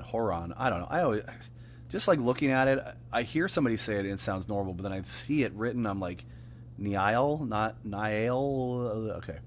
But the guy from One Direction, whatever. So the daughter really wanted to see him, and we took her to the show. I heard some of his stuff, just listening to like pop radio and stuff when the kids wanted to, and it's fine. Like, didn't really have much reaction to it either way. But after my totally positively subverted expectations with Hozier, I was hoping for another one of those experiences. And like Hozier, we had some issues initially, like getting into the venue and stuff. That seems to be a sign that things are only going to go uphill from there, because like total concert noobs, we didn't save our tickets to our, Google Wallet or whatever, Apple Wallet beforehand from Live Nation and their free Wi-Fi, but also our collective carriers' mobile data wasn't working either, so nobody's tickets would load. And it wasn't just us. There were like a bunch of people that weren't able to pull up their tickets, so they had to like put us in a special line and have us go to the box office to like look us up and stuff, and it was like this big mess. And it was a lesson learned, because ever since then we've taken screenshots or put stuff in Google Wallet when we first get it, just to be safe. Oh, and I meant to mention this earlier too with Hozier, and same thing at the Niall Horan show, just like I've talked about in the past with like Pink and Taylor Swift, where there's that disproportionate amount of girls to boys, so the bathroom situation had a disproportionate, amount of usage and lines. Even though this one wasn't as bad as like Pink and Taylor Swift, but the guys' rooms were still completely empty, and there were girls, out of desperation having to run into the boys' rooms. It also been several months since I've been to Jiffy Lube, and one of the more recent times I was there, which you can hear about on the last Concert Reflection episode, when my wife and I saw Odessa, we were covered in deer ticks. And we didn't even know, like where they came from, because we weren't on the lawn or anything. We were in the pavilion, and we were just nervous about that. But luckily, no ticks, even though we were on the lawn this time. And otherwise, it was a generally younger crowd, obviously. Lots of teens and tweens, but also a lot of families and younger kids, too. This guy, Niall, seems to have a pretty broad appeal, which, his type of relatively inoffensive pop music tends to. The opener was somebody, I think, named Roddy Walston. I don't know, I didn't quite get it, but they apparently were a 16-year-old singer-songwriter from Alabama, and they had been on The Voice with Niall, and he just told the story how he went from a church praise leader to The Voice to doing major touring in like a short amount of time, and he seemed really grateful for that. He was very open and honest, and I really appreciated that. He only got to play a few songs, but it was really cool to see, somebody at the beginning of their career, somebody so young, but at least for now, appreciated where they were at and what they had. The big opener, though, was somebody called Delwater Gap. I think I've heard of them before, but I couldn't pick them out of a lineup. But they were very catchy. They had a much bigger pop sound than the singer-songwriter opener. And they also talked about their mental health struggles and how important that is. That seems to be a major motif that I'm seeing more and more at shows, which is good. And the singer left the stage at the end to let the band just have a chance to shine and get some recognition, so more of that good stuff. And then it was time for Niall himself. They did a big intro on the screens that was like a 70s movie title intro that listed all the band members. He had a really big band, including a female violinist, guitarist, and backup vocalist. They had a girl play keys, including the keytar, which I just saw recently with Battle Beast, also doing backup vocals. Niall himself played guitar, piano, harmonica. Like the Hozier show, it definitely had more of a rock show vibe than the pop vibe that I expected. He covered a Fleetwood Mac song. He was really good with the crowd. He was very charming, a lot of good like hype and interaction. He was very funny, very friendly. At one point, he noticed that somebody had a poster that said they made him a Build-A-Bear. So they threw the Build-A-Bear up on stage, and I guess he now housed that Build-A-Bear. That was adorable. He took a lot of selfies. He really took the time to connect. Like, he had this whole speech about being grateful. He recognized the logistical and economic challenges that came with attending shows like his. And he really expressed, a lot of gratitude for people making the effort and to support him and tours like his and shows and everything. It was just really cool, really good vibe. And then just like it opened, he had an end credits montage kind of thing where not just the musicians, but the whole crew, the whole stage crew was recognized. I thought that was really cool too. So I'd say like very similar to Hozier, I saw a couple shows last summer that were surprisingly good, where the live music was much better than what I heard on the recordings, and I would see both of them again.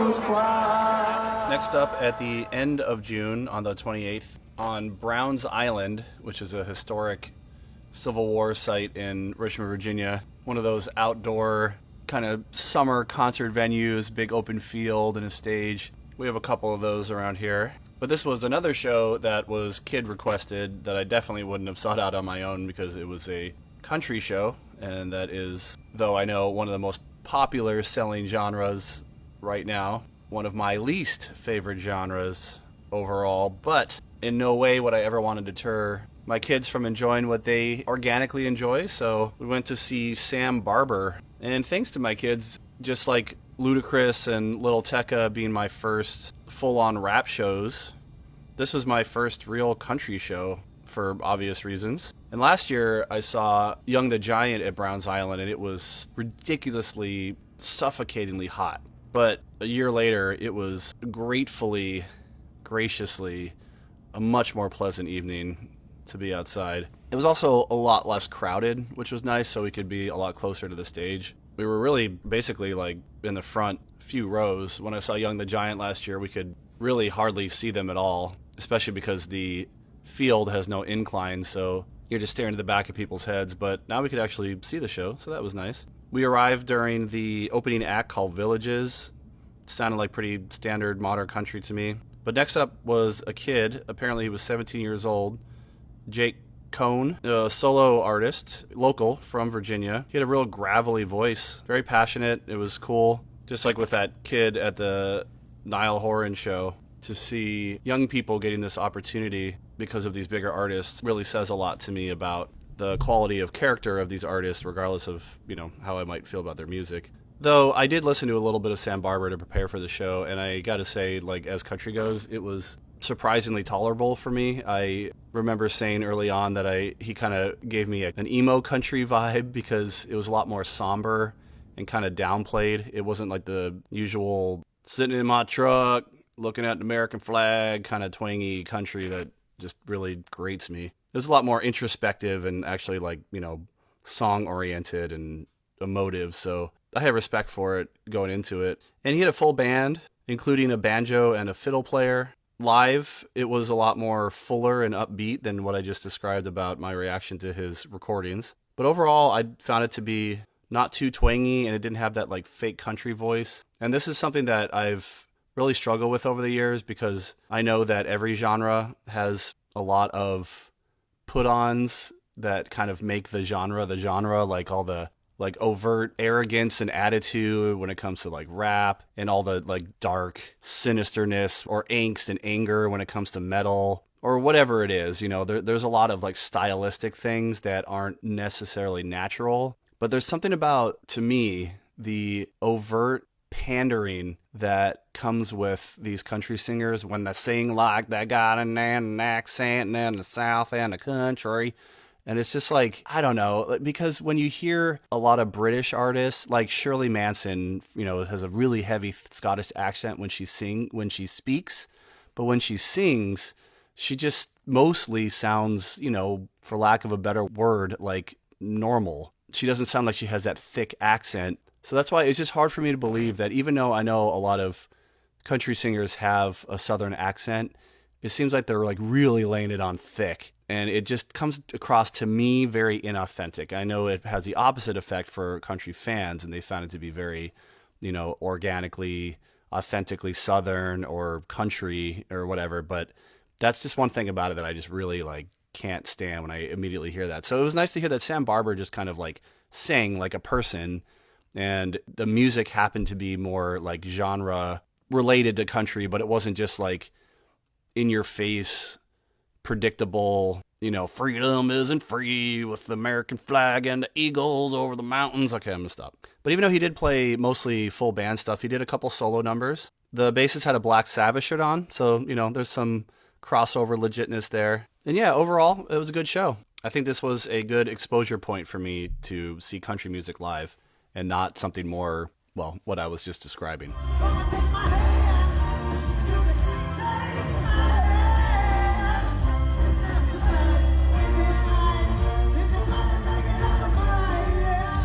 A few days later, on July 4th, speaking of America, at Crump Park, my dad was in town because he was playing a gig with the Richmond Symphony Orchestra, who were playing a July 4th event outside. And it was like a laser light show kind of thing, and, family-oriented in a big open field at a local park that had a little stage set up, and there were like food trucks and everything. But the sort of headlining act, because Baltimore Symphony played for a while, the Stars and Stripes and stuff like that, and there were some other acts that the symphony accompanied and stuff. But the main act, the reason that I was interested to see this was Roddy Walston. Roddy Walston was the main attraction. And he's definitely not something that I would have sought out on my own, like apparently a lot of the stuff that I've been going to recently. But I do have a bit of a peripheral, like 7 degrees of Kevin Bacon kind of history with them, because I went to high school with their former drummer, who was really good friends with, as I mentioned earlier on this episode, my friend Beckner from Baltimore, who was on an earlier episode of this podcast about digital downloading and stuff. They were really good friends, and I remember Beckner took me to some of his shows back in high school. Not J. Roddy, but the whatever band his name was Steve was in at the time. And then later he joined J. Roddy, who I believe is from Richmond, if I'm not mistaken, but then they, I don't know, relocated to probably Nashville or something. I could go read it on Wikipedia, but, I don't want to be like Finn McKenty. So I knew about J. Roddy pretty early on, just because Beckner was telling me about our friend Steve that was in this band that was starting to make local, regional waves, and then eventually, I guess, national. I'm not sure how big they actually got, but I knew they did some touring, and they got some airplay, and they got some recognition. So they seemed like they were on the up and up in the music business. Again, they're not really my style. They're more kind of like rock, indie rock, rock and roll. Didn't really have that edge that I seek out in my general music consumption, but I never had any like problem with them. Even though they were kind of like local heroes around this region, the Mid-Atlantic, I guess. I just never got to see them. And then I knew that there was some controversy because J. Roddy allegedly like fired his band and went out on his own. So there was no more J. Roddy Walston, whatever. And the business, it was just J. Roddy Walston, But this was just one of those things where, my dad was playing with the symphony that night, and J. Roddy happened to be the like headliner. So even though I know that whatever went down with J. Roddy and his band rubbed a lot of people the wrong way, hey, it was a free event, and I figured I should at least once in my life see this guy that I've been hearing about for all these years. And this is the point of the summer, especially down here in the deep south, where it started to get really hot and the weather becomes more unpredictable. So there was like a big storm right before, and apparently there were new storms moving in, so they had to like truncate the whole show and sort of like squeeze it in before the weather got bad again, I guess. But it was like humid and nasty and muggy. But before J. Roddy did his thing with his solo band, accompanied by the orchestra, he and his wife did some show tunes, stuff from like, I don't know, My Fair Lady and stuff. And I guess his wife is a talent all on her own, does her own thing, and is a singer. I don't really know that much about it, but she was really, really good. And she did some solo stuff too before J. Roddy came out and played his own stuff, accompanied by the orchestra, which sounded pretty great. Really can't go wrong when a symphony orchestra is backing up a rock band. And I've seen a few of these throughout the years, like the Decemberists and Elvis Costello, Weird Al, all of which have been documented on various episodes of my Concert Reflection series. But yeah, like musically and everything, I thought it was just fine. It was pretty fun, but when I talked to Beckner about it later, he did not have nice things to say about J. Roddy and how he handled his band situation, so that might be the first and last time I see him.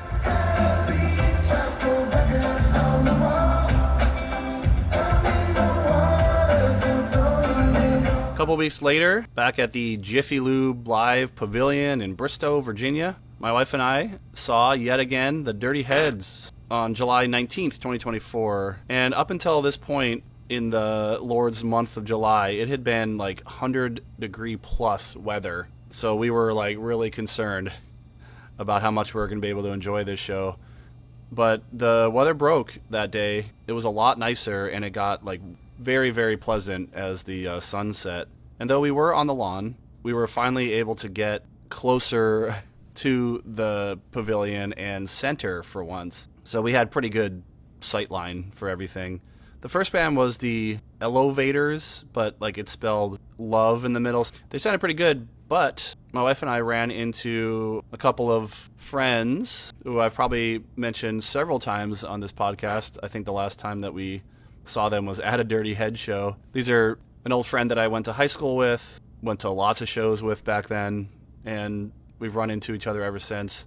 They're up in Northern Virginia, so, you know, when we go to these shows, like in the Northern Virginian area, we tend to run into each other. We've previously seen, other than Dirty Heads, like Garbage together in the past few years. So we ended up getting some dinner together, catching up, and we just heard the Elevators from a distance, but they sounded good, solid reggae. Then when we finally went back to our seats, we saw the Common Kings. I'd heard about them before, but I don't really know if I've heard their stuff, at least not able to pick it out of a lineup. But they were really good, especially because they blended a lot of rock in with their reggae, reminding me a little bit of Revolution and stuff like that. But it was even a little bit more rockish because the guitar player especially would do some like shreddy solos, and he even did some like palm muting for some of their stuff, and he was headbanging while he was doing it, so you could tell it was one of those situations where you had a guy that was like a metalhead sort of trying to, you know, express himself and uphold that part of himself without, you know, completely breaking the genre. Reminds me of like, I don't know, Stefan in the Deftones, or maybe the guitar player from Creed. You could tell that they were always holding back. But then on the flip side, they played Dre's next episode, which was awesome. And apparently they're from the islands, they're from Hawaii, and they had everybody throw a shaka when they were talking about like representing the islands. So that was nice. Next up was a band that I've heard about ever since living on the islands, Slightly Stupid. I think they actually toured through Maui a couple times while I was living there, but I never saw them or really listened to them for whatever reason, I don't know. But when I was listening to them to prepare for this show, I, like a lot of reggae, I really liked it at first, and then it just was so samey that it all just kind of like became like, you know, just indistinguishable songs in reggae style. And this is one of those things where it's just more of like probably, you know, when I was exposed and the context and everything, but I was familiar with, you know, Bob Marley and stuff, of course, growing up. I remember my mom would listen to oldies stations, and I Shot the Sheriff or Three Little Birds would come on, and my mom would tell me a little bit about Bob Marley and his legacy and how he died and stuff, which was interesting because looking back now, I didn't know my mom would be intentionally knowledgeable about that kind of stuff because, you know, she's a classical musician that also was really into folk music. So I didn't realize that, you know, reggae was in her periphery too. But it wasn't really until my brother in like high school and college, especially college, started expanding his palette a lot more beyond where I was willing to go at the time. And, you know, he gave me like Ziggy Marley records and introduced me to things like raga and things like that. Things I didn't even really understand or knew existed. And then I moved to Maui, and of course, reggae is like a huge staple of the musical landscape there, which is ironic, and I think perfectly encapsulated by this interaction that I experienced with a student, because it wasn't with me directly, it was with a coworker, and they were talking to a student who was asking like what their favorite musicians were or something, and they mentioned Bob Marley, and the kid was like, "Oh, I didn't know you like local music," which is just like so funny because, reggae is from the other side of the world in a completely different ocean and islands, but island culture and island music tend to have a lot of crossovers, and I understand why it's so popular in the South Pacific, even though it originated in the South Atlantic. But anyway, my point is just that like reggae was ubiquitous and everywhere. There was like 3 pop stations and like a country station and like 6 reggae stations on the islands or whatever, but there was like no alternative rock or anything, at least not on Maui. And every time you'd go to a restaurant or happy hour, you could pretty much guarantee that there'd be like live reggae music or reggae music played over the PA, and I always enjoyed it. I loved the vibe and the mood and the tone and the general positivity and the instrumentation and all that kind of stuff. But the problem that I always ran into with it was that after a few songs that are all like the same tempo and the same key and all have the same general like kind of vibe and structure and all that stuff, I just kind of became like numb to it because there was no dynamicism, there was no variety. It was just same. So all that to say is just that when I heard Slightly Stupid and I knew how popular they were, because I remember the same guy that I just mentioned had that local music interaction with a student, was the one that told me about Slightly Stupid because he was going to go see them one night after work. But when I heard them, I was like, meh, it's fine, but it's just kind of standard reggae. And I got to say, seeing them live did not change my opinion of that. I was really hoping that there would be more to glean from it or really understand like why they're at the level that they're at, where they could be co-headlining national amphitheater tour like this. But I thought it was totally fine. But after like an hour of them, I was really, really ready for a band that, no offense, but actually like writes songs, doesn't just write genre. And maybe that goes back to why I am not a big country fan, because a lot of country that I'm exposed to, it sounds more like I said, like genre pandering. Actually, this is going to be like a whole topic coming up, so hopefully in the near future on this podcast, where I really want to talk about 90s nu metal and why all these years later, that is the quote-unquote genre and time period that I find myself not just nostalgic for, but really if I want to hear something that really like connects with my soul, is music from that time, because it really wasn't just a genre. It was a complete Pandora's box, unstoppable, unhinged, raw, real expression. It became a genre the late 90s, around the time that like Limp Bizkit, Significant Other, and Korn's Follow the Leader came out and like took this thing to the mainstream, and then it became packaged and watered down and, the beginning of the end, as it were. I think the motif or the through line for me of things that get me excited about music and just art and expression in general is when it feels real and it feels authentic. And a lot of times when music is just completely predictable, it's not a bad thing. A lot of times you just want your safe comfort food. You want like a happy, fun, going to the club, like crunk song or something. You know what you're going to get. And that's totally fine. And like, I want that stuff too if I want like a good hardcore song or something. But listening to that kind of expression, we'll say, over and over and over again, it is that law of diminishing returns. It's like the novelty wears off if there's really no novelty. If it's just kind of sticking to a rigid protocol, then it's not really like going anywhere, taking you on any kind of journey, or giving you really anything to sink your teeth into past just the novelty that it started with. So again, the whole side rant is just, and I'll get more into that, I guess, when I get around to doing my nu metal episode. But in the meantime, I'm just trying to say that I don't decry bands like Slightly Stupid or the reggae genre in general at all. But the thing that makes Dirty Head stand out to me is that they are not a reggae band, but they're not a rock band. but they're not a hip-hop band. They're not really any genre. They are just what they are. And every song is different, and every song is distinct. And that just makes them, like, memorable, but also it makes it, I can listen to a Dirty Heads record or put them on shuffle, and I don't feel like I'm just getting the same thing. It doesn't just become, like, white noise or background noise after a while. Like, unfortunately, like I said, when I've listened to a reggae station or something, at first I'm, like, digging, yeah, the vibe, the groove, the jam, it's coming, it's going, yeah. And then, you know, after several songs, I'm like, I need something else. I need some variety. So by the time Dirty Heads came on with all this reggae leading up to it, this kind of standard reggae, it was just like, yes, this is why, and I said this like every time I've seen them, like, this is why this is a headlining band. They know what's up. They're not just great performers and sound good live, but they also just bring uniqueness and variety, and they're just something special. At one point, the Elevator singer guested on Constellation, and then the Common Kings singer came out and guested on Heavy Water, so that was fun. But otherwise, it was just a awesome set, maybe the best one that I've seen so far from them, and they just bring it every time.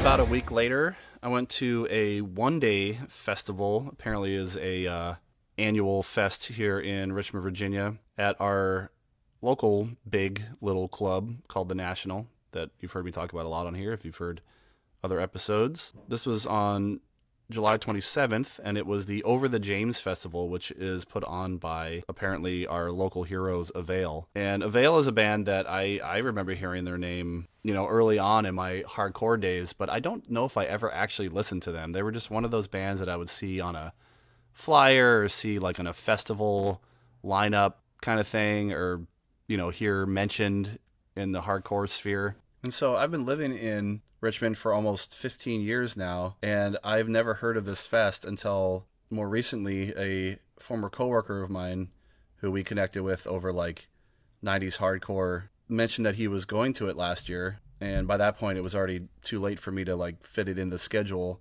But when he mentioned it and its, you know, roots and its annual format, I was like, oh, okay, I'm definitely going with you next year. Because I think last year bands like Snapcase played, and those were other bands that I was familiar with, though not super into, you know, from my early days being exposed to hardcore when I was introduced to bands like Earth Crisis and Zayo. I'd hear about a lot of these bands that were on the bills of this local punk hardcore fest. And apparently, typically, this Over the James Festival is on Browns Island, which you'd heard me just talk about earlier with Sam Barber and Young the Giant.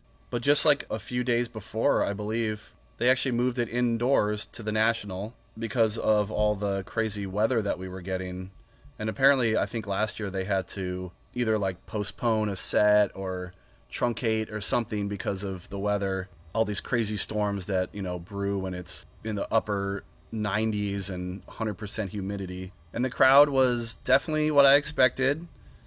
Millennials, especially elder millennials, and some Gen Xers. But it was nice to see that there was a good amount of under 21ers, as I like to call them, with X's on their hands. Really brought me back to when I was going to these kind of shows back when I was that age. And it gave me hope that, you know, there's still people interested in this kind of stuff in younger generations, kids these days. And there were even a few younger kids, you know, on their dad's shoulders and stuff with their noise-canceling headphones on. That's always something to look out for. I love it when, like, metal or hardcore parents who've probably lost a good amount of hearing going to shows have become a little bit more responsible when they still want to take their kids to this kind of environment, but make sure that they don't make the same mistakes with losing hearing like they did when they were kids. There was a guy in a banana suit, and I got to give it to him. It was hot in there.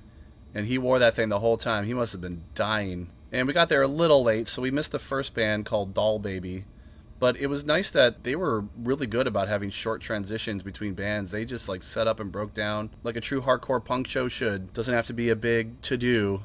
Just slap that drum set down, turn those amps on, you're ready to go. So there were half a dozen bands. And the first one that we saw was a pretty much straight up hardcore band called Division of Mind. Pretty sure that they're local to the area. I noticed that the bassist had a broken finger, but he was still playing regardless. That was pretty epic. And they were a lot of fun. The singer gave a speech at the end about supporting indie venues that give local scenes their personality, unlike bigger clubs like the one that they were playing in. So I thought that was, a little ungracious, but also I totally agreed with him. And that's something that I have really been annoyed by, but also trying to be problem-solving about myself, is the lack of a scene outside of, these more established like club and bar venues that rely mostly on alcohol sales to make their money and don't promote themselves very well, so they expect the talent to do all their own self-promotion. So I totally agree with and got where he was coming from,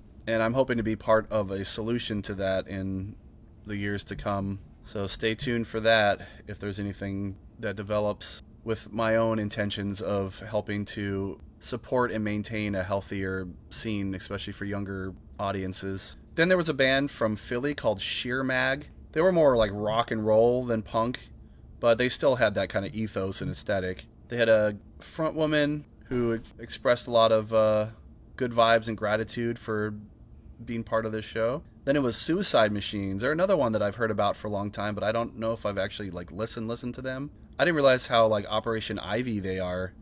Very punk reggae crossover stuff. The singer was really funny and very charismatic, very, crass, and everything you want out of a good, rude tude of a, ska punk lead singer. He said that he was mandated by the Avail vocalist to get the crowd moving or he'd get punched by him, so, that was very important. But they were just awesome in terms of their energy and their crowd work. The singer was down, in between the barrier and the stage a lot, doing sing-alongs and getting everybody to pile on. Love that stuff. Missed that stuff. I need to go to more shows like this. Next up was another band that I have heard the name about for a long time, the Menzingers. And apparently they're from Philly too, and maybe that's why or when I first heard about them when I was going to college there. But I don't know, I just never actually sought them out. But apparently a lot of other people did because the crowd was really into them. They got the energy moving, and they brought it on stage too, though. They're like me, not super young guys, but they played with the passion and fervor like they were, and that really won me over. They just all seemed super psyched to be up there, and they said as much, how much fun they were having. They were really good, and I've been listening to them since, and I'm disappointed that I never gave them the chance earlier on. That seems to be a motif of my life. So I would definitely see them again. And then finally it was time for Avail. Like I said, I'd heard of them for a long time, but never actually sought out their music. And apparently they are local heroes here in the punk hardcore scene. They're from Richmond, and they are the ones that put on this fest every year. And I did listen to them, of course, knowing that I was going to be going to this show. And I like their stuff. It's very raw, more punk than hardcore. I liken it more to Stretch Armstrong kind of energy. It's a little bit more upbeat, but still talks about a lot of good, relatable, working class kind of stuff. They had a hype guy that just kind of danced around like Muddy Muddy Boss Tones, though he did do some backup vocals occasionally, and donned a hockey mask and football shoulder pads for some reason.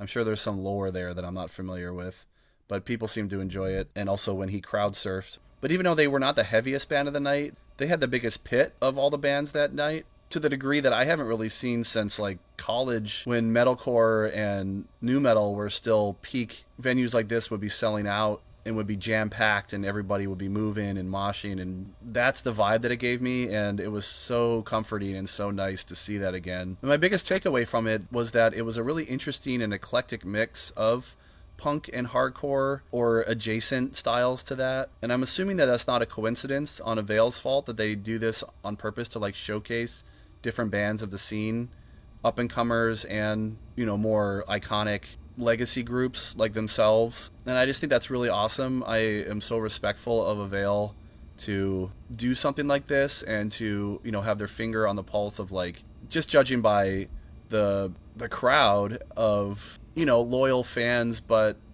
generationally speaking, they seem to have a little bit for everybody, and I think it was just a really well done experience overall, and I can't wait to go back next year.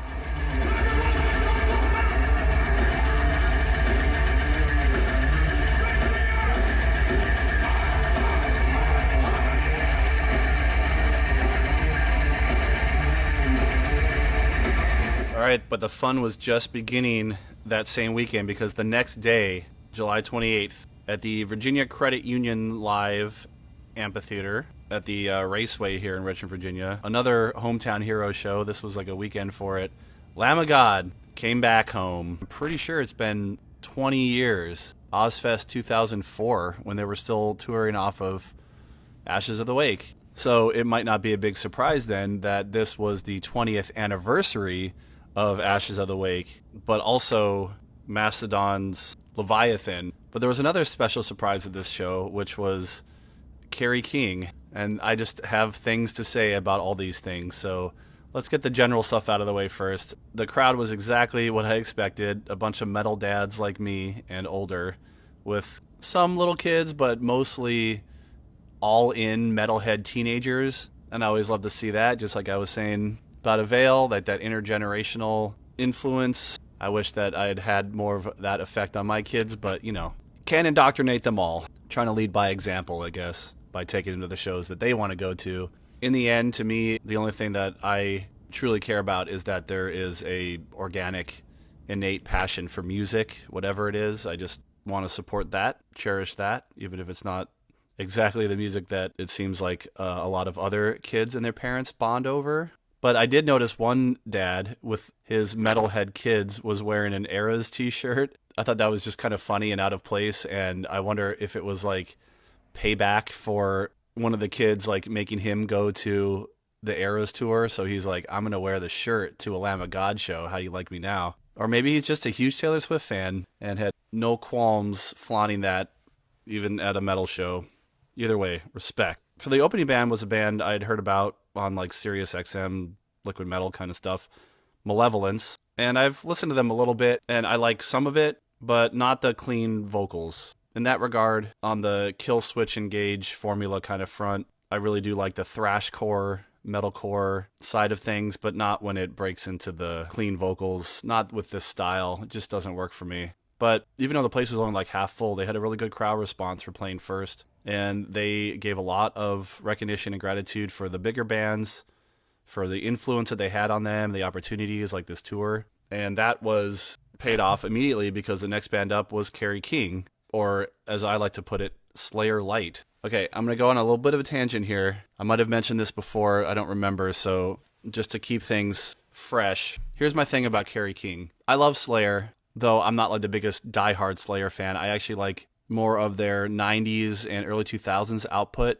better than their 80s and 2010s. I liked it when they had more of a groove. I know everybody hates, including the band themselves, Diabolis and Musica, but that was actually the album that got me into them, because when I first heard like Season of the Abyss and stuff, at the time, I had already been exposed to Metallica and Sepultura beforehand. I knew who Slayer was, but I hadn't really listened to them when I was like in late middle school, high school. And a lot of that was because it just didn't stand out to me as really interesting thrash, because I'd already, been initially exposed to thrash in a more dynamic and songwriting oriented way where, there was a lot of groove and dynamicism in bands like Metallica. And, I had heard Chaos AD and Roots. So like listening to older Slayer at the time was more of a regression in terms of what I was looking for when it came to heavy music. It was fine, but it was just like meh. But then this guy I knew in high school, big thrash head, he understood that about me, and he really wanted to get me into Slayer though, so he was like, hey, they just put out their like new metal album, you should listen to that. And I did, and I really like it. I know it's blasphemous to say, but other than God Hates Us All, it's my go-to album to listen to by them, because I can actually listen to it as an album, and there is like an ebb and flow to it. There's a dynamicism, as opposed to like a lot of their other stuff where it's just like hard-hitting thrash after hard-hitting thrash, bam, bam, bam, bam, bam, and there's no groove or dynamic or room to breathe. But still, either way, regardless, I've always generally liked and respected Slayer, except for the one weak link.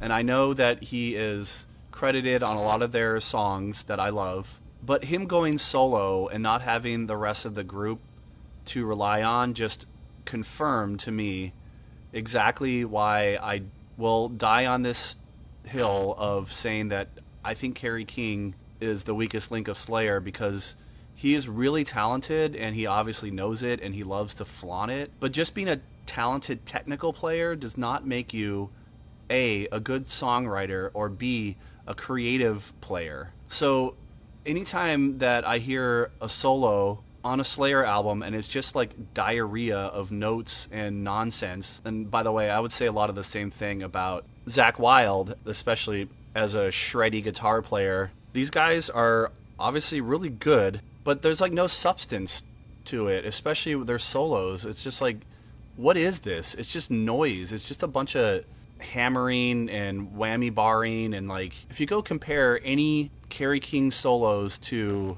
Kirk Hammett or like the Marty Freeman years of Megadeth, they knew how to write a solo that integrated generally really well with the song and carried on like the melody and motif and tone and everything. Kerry King just like vomits out stuff. And then like hearing his album without Slayer, it was exactly what I expected. It sounded like Slayer, but just without any of the actual like cohesion and groove and songwriting prowess that the rest of the band brought. I think Kerry King is one of those guys that needs other people. Reminds me of Max Cavalera in that regard, to really bring and hone and like integrate with other creatives and support his talents, but also like subdue his more cocky and self-congratulatory way of playing and way of doing things. I think you see that a lot when it comes to, you know, bands that have a spark and then any one member goes off solo and it like vaguely, you know, reminds you of just the better version of when all the band is together, like, you know, System of a Down and their side projects, or Chino from Deftones and his side projects and stuff like that.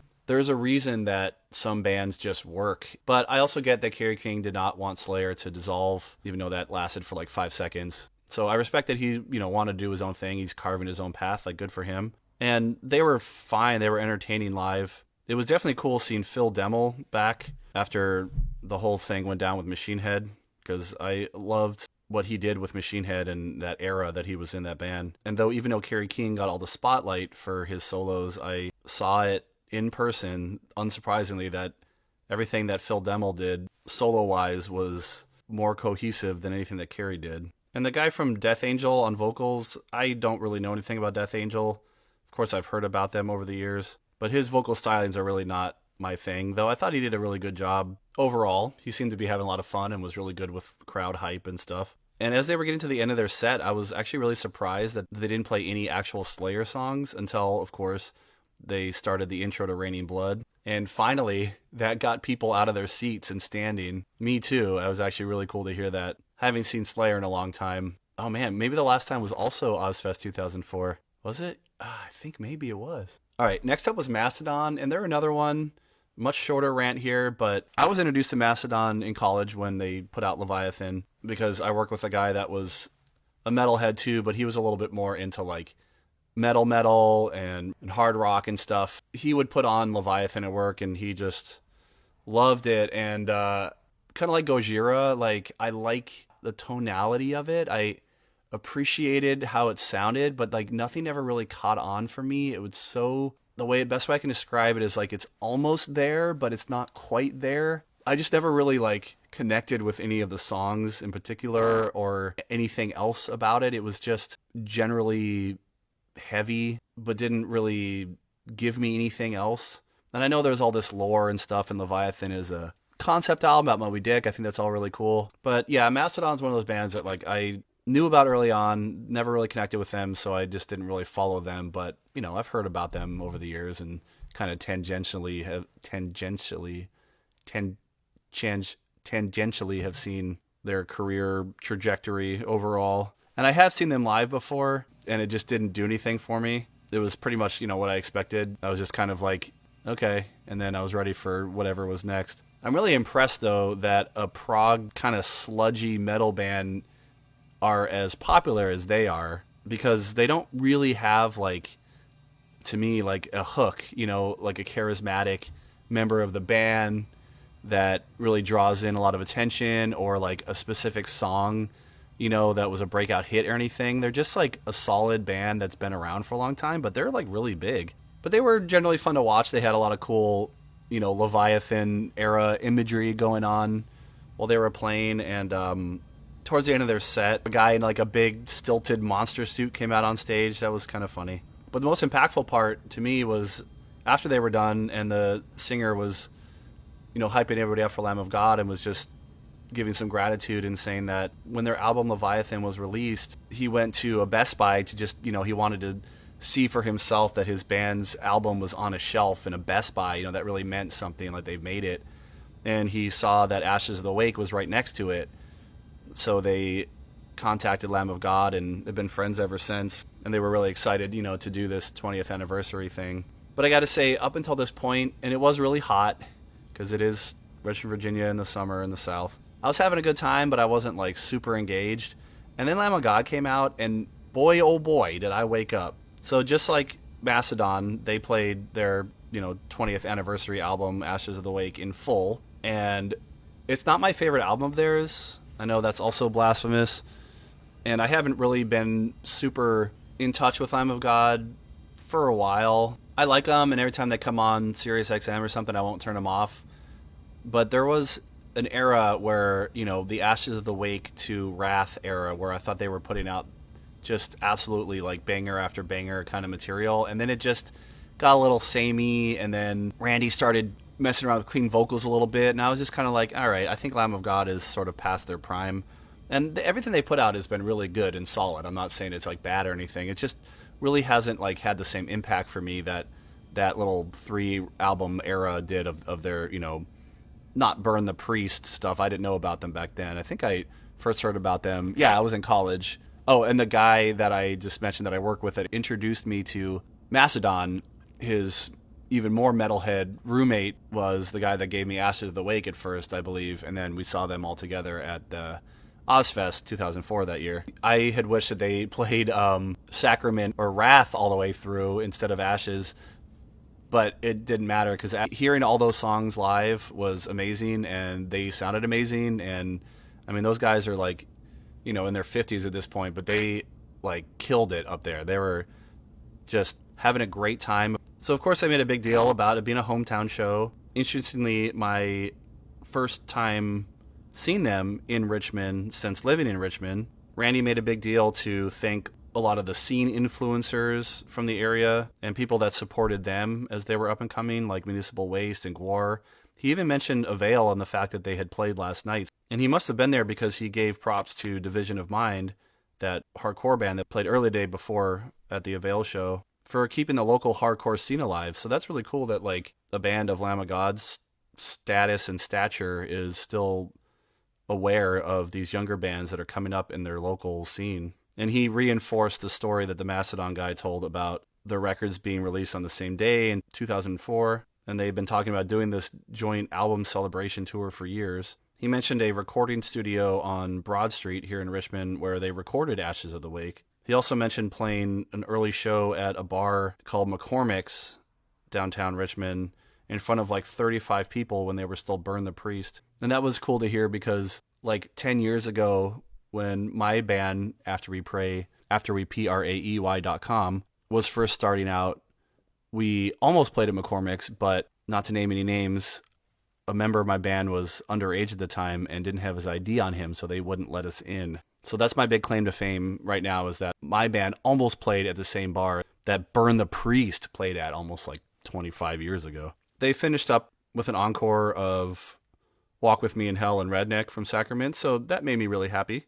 They at least got a couple numbers off that favorite album of theirs, of mine. And at the end, the band stuck around for a while. They were throwing sticks and picks out, and Randy was doing like the not worthy bow to the guys in the pit. So it seemed like they really wanted to express their gratitude and everything for what Richmond did for them and where it got them. I was glad to finally be a part of that.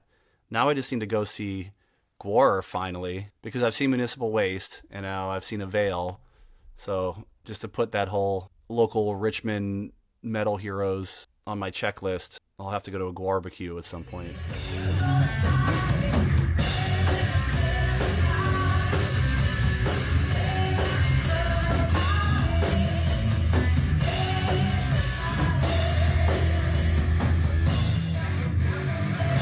All right, and then like a month and a half later, so I didn't go to any shows in August, it looks like. In mid-September, on the 15th, at a little tiny bar, speaking of bars that my band have played at, we have played at this one a lot. And I normally wouldn't mention shows on here that my band plays at because that's not the point of this podcast series. This is about other people's shows that I've attended, not my own.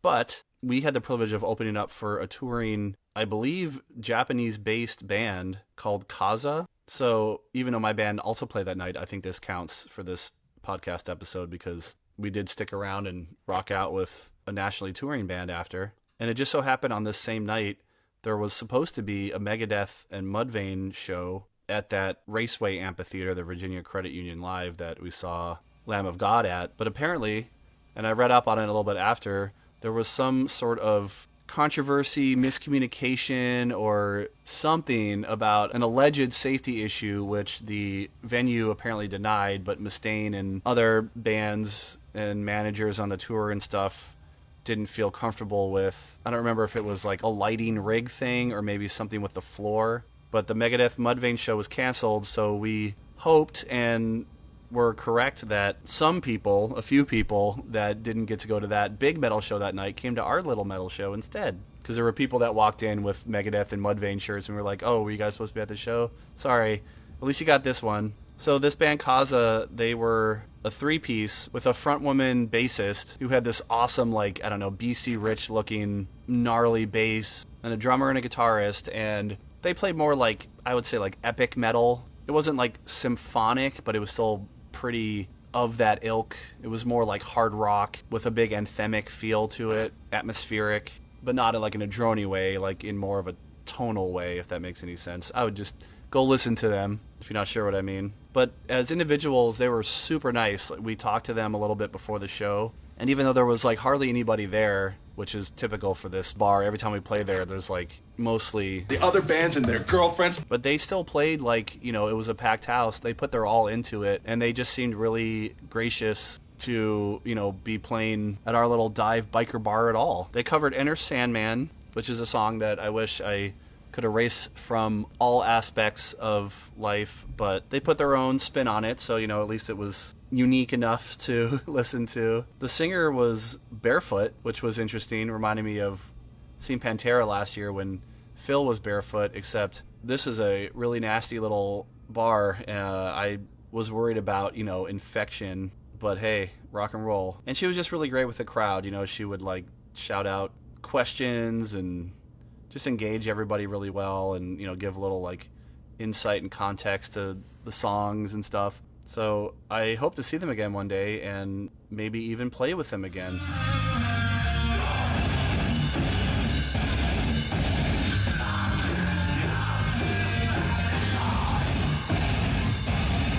So this is another one that I normally probably wouldn't include in here because it does count as technically more of a local show. But this one was really special because this was Age of Ruin at a local Mexican restaurant with like a side stage area that I've been hearing about for a long time in my band, After We Pray.com,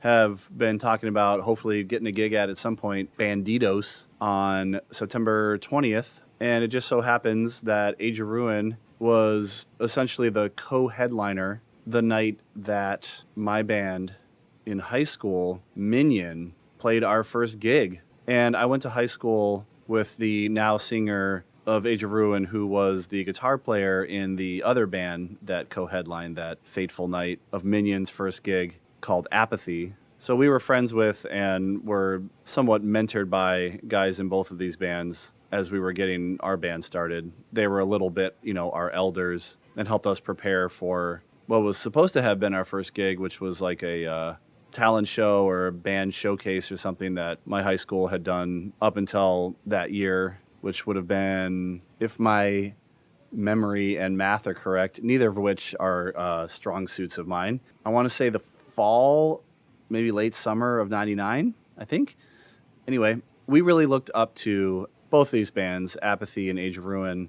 And by the way, I have featured Age of Ruin on this podcast. I believe it was the 2023 retrospective episode, and I talk more about history with them and everything, so I won't get all into that right now. And then the band Apathy that I just mentioned, my favorite hardcore band ever. Sorry, Hatebreed, you're a close second. I have their EP and full-length album on my YouTube channel, youtube.com/breathingunderwater, and a music and concert footage playlist. I'd highly recommend checking them out if you like hardcore or otherwise obviously very VOD inspired metalcore. But also on that YouTube video are a couple like side projects of some of the Apathy members, which include the now singer of Age of Ruin, Ben Swan's vocal stylings on a couple other projects that he fronted and played guitar on. So you can go check that out over there. So I saw Age of Ruin, of course, several times back in the late 90s, especially when my high school band was active. But then I went off to college and everything, and they had some major lineup changes. I think it was 2002 or 3. They were on some leg of the Warped Tour on one of the, side stages. And then they broke up or whatever sometime in the mid-2000s, I believe. So I never got to see him again after high school. But because I follow, some of the members as old friends on social media, I started seeing Age of Ruin stuff pop up again. And it looks like they reunited. And even though they're like a DC, Baltimore area-based band, I saw they were doing a little regional small tour. And one of those dates was in Richmond. So, of course, I had to see them. And I haven't seen Ben in more than 20 years. So it really did feel like a reunion of sorts. It was awesome seeing him again. We got to chat after the show and catch up. He very graciously gave me a whole bunch of merch, and I had to force money into his hand to pay for some of it because he was, we were trying to out-nice each other. So if you ever see any of my more recent YouTube videos, especially my drumming videos, you'll see an Age of Ruin Devil Horns foam hand on the wall behind me, and that's where I got that. And otherwise, they were amazing. They played mostly stuff from their, of course, iteration when they took on Ben Swan as the singer, as opposed to the vocalist that I had known originally when my band played with them and stuff in the Baltimore, D.C. area during high school. And with the inclusion of Ben on vocals, they added a little bit more dynamicism to their sound with some clean vocals and a little bit more melody. They were always more of a Swedish metal influence, metalcore kind of band. But those influences came out really strong once Ben joined the group, and they kind of expanded their palette with a lot more melodic Swedish metal kind of stuff. So that's to say they didn't play any of the more hardcore / Swedish influenced metal that they started out playing. But either way, they were great. They had a great energy, and they're super tight. And it was just so wonderful seeing them again. But also inspiring, seeing a slightly older than me band, that had been an inspiration for me early on and had helped us get used to playing our instruments and playing together as a band. They were part of my foundation of the things that I'm still super passionate about now, why I'm even doing this podcast. Just because I love music so much and I love experiencing it and I love expressing myself through it. So I see what's my world.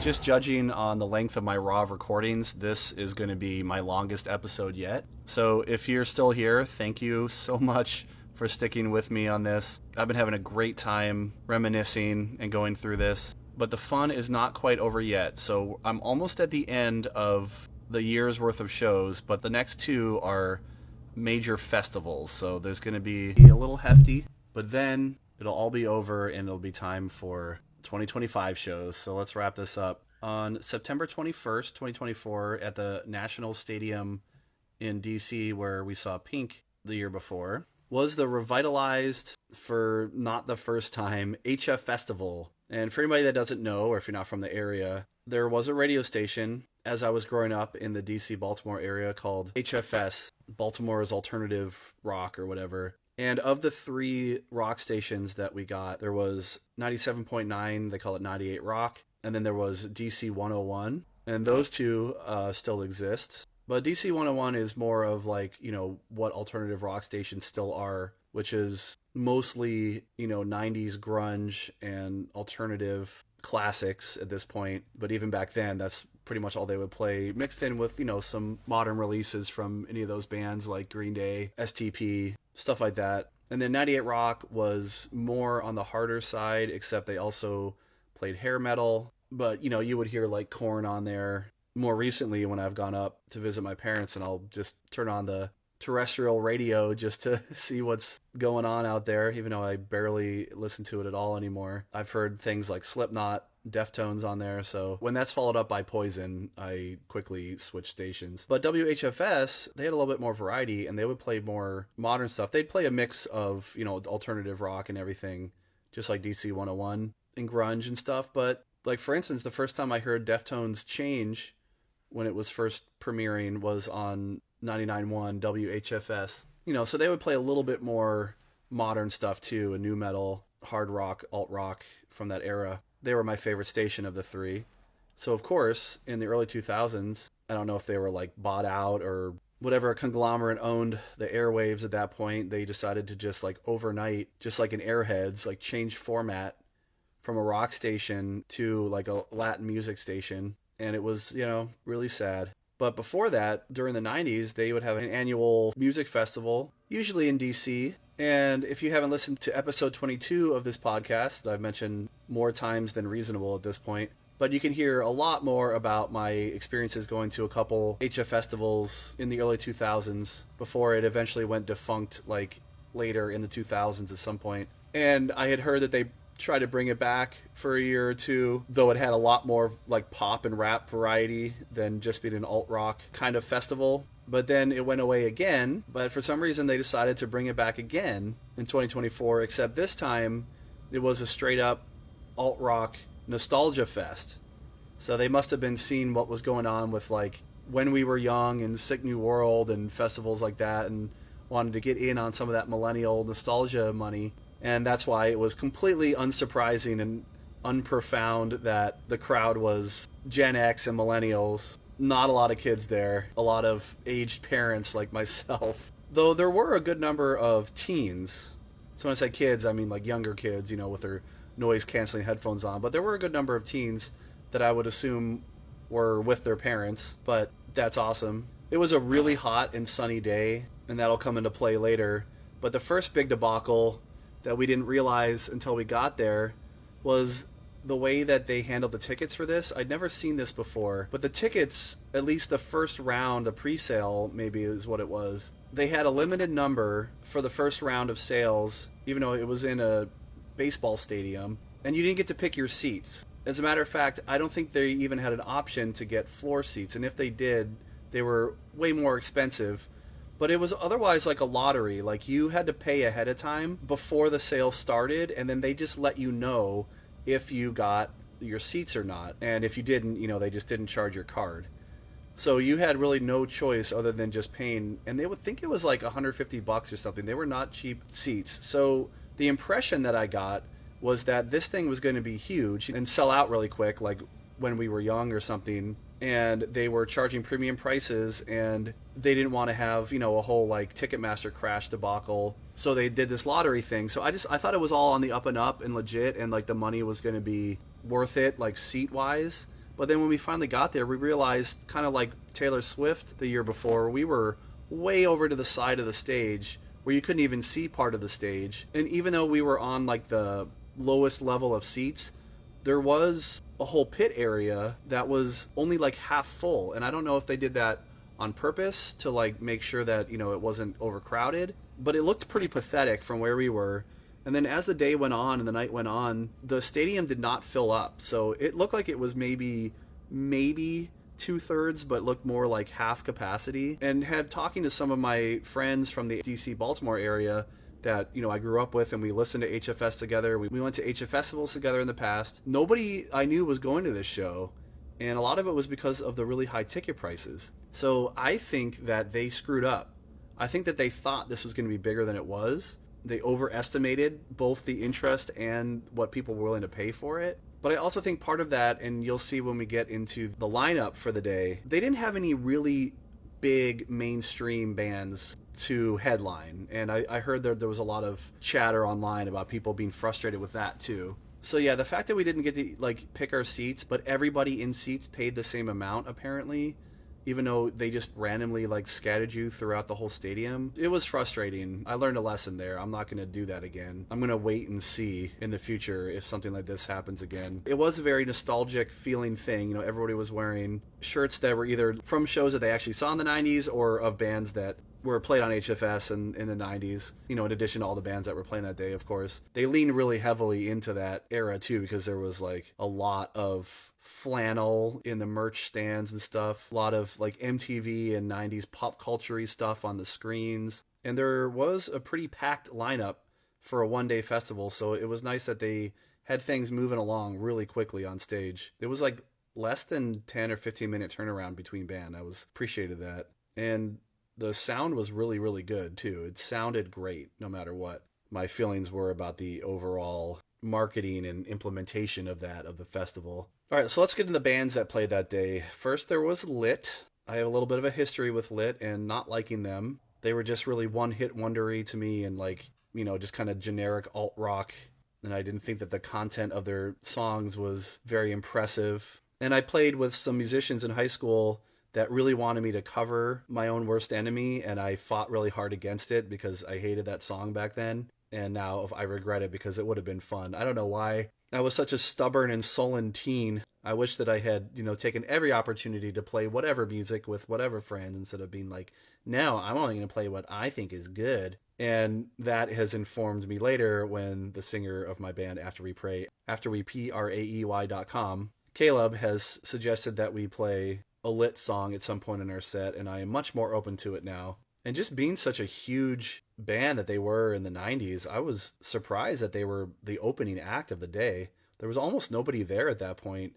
However, they were very gracious and very professional. They put on a great set. They sounded good, and I was surprisingly impressed. You know, I knew their songs from that era, and I've heard that they have branched out and gone more like country and stuff since, and I haven't followed their career or anything. But they got the assignment just like all the other bands did that day.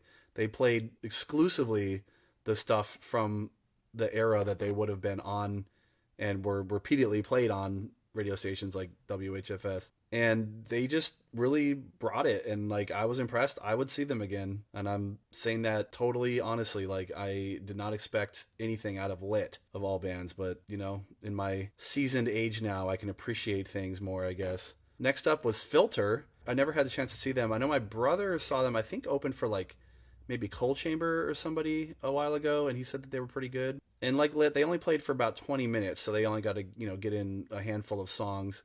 But of course, they played all the ones that you would have expected, like Hey Man, Nice Shot. And they opened with that song that they did with, I can't remember the collab that they did it with at this point, but on the Spawn soundtrack. And that's another episode I have coming, I promise, about 90s movie soundtracks and how great they were. That Spawn soundtrack is still one of the best ever. And they did an interesting rendition of Take a Picture. It was a little bit more like rock instrument heavy than being the kind of unplugged version that they did for the album. And it was interesting too that the singer altered the line like, hey dad, what do you think of your son now? He did, hey son, what do you think of your dad now? Which was interesting. But yeah, they sounded great and I would totally see them again. My only concern about them was that they were wearing like black leather in super hot mid-fall sun, and I really hope that they hydrated.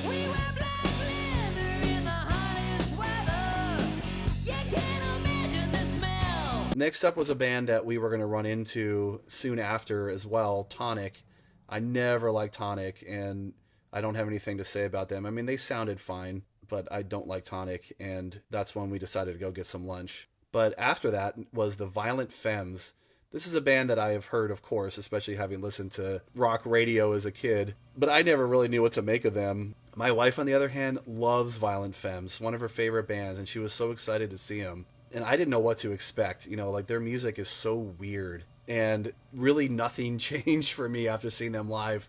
Honestly, the whole time I was watching them, I just could not stop asking myself, like, what is this? What is happening? Is this a joke? Like, are they a joke band? I don't know. I can't tell if they're sincere or not, or if it's all just a big joke.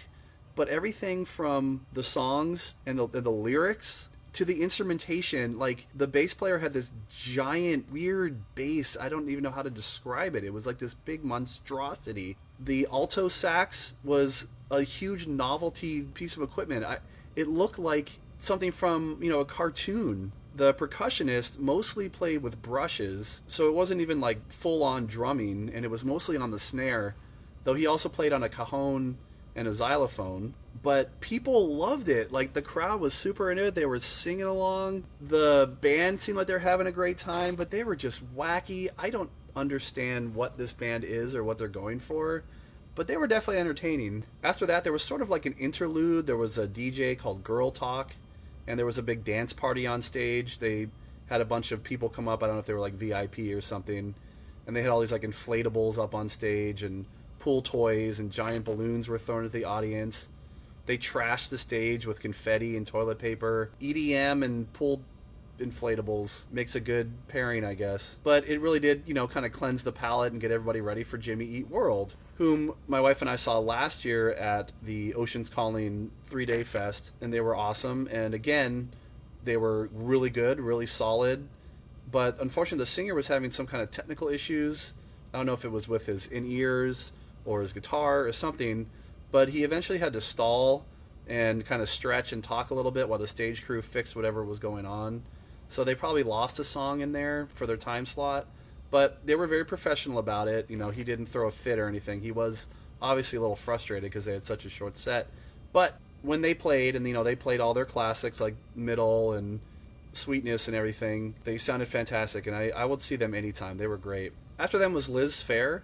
I know the name, and I know a couple of her songs, probably ones that I heard on the radio, but I never really knew much about her. She was relatively low energy, especially compared to all the other acts that day. She was fine, but I didn't really find her super compelling or memorable, and it was unfortunate. That spot was supposed to have originally been Garbage, and that was one of the big draws for me from this show too, was to finally see Garbage again. But apparently Shirley Manson was getting some kind of surgery unexpectedly, so she couldn't do it. So I hope she's okay, and I hope Garbage can keep going. And I'm glad they got somebody to fill in their spot like Liz Phair, but I would have preferred to see Garbage. All right, this one's going to take a little bit of context, so bear with me if you're still here. Thank you for being here still. But next up was Bush.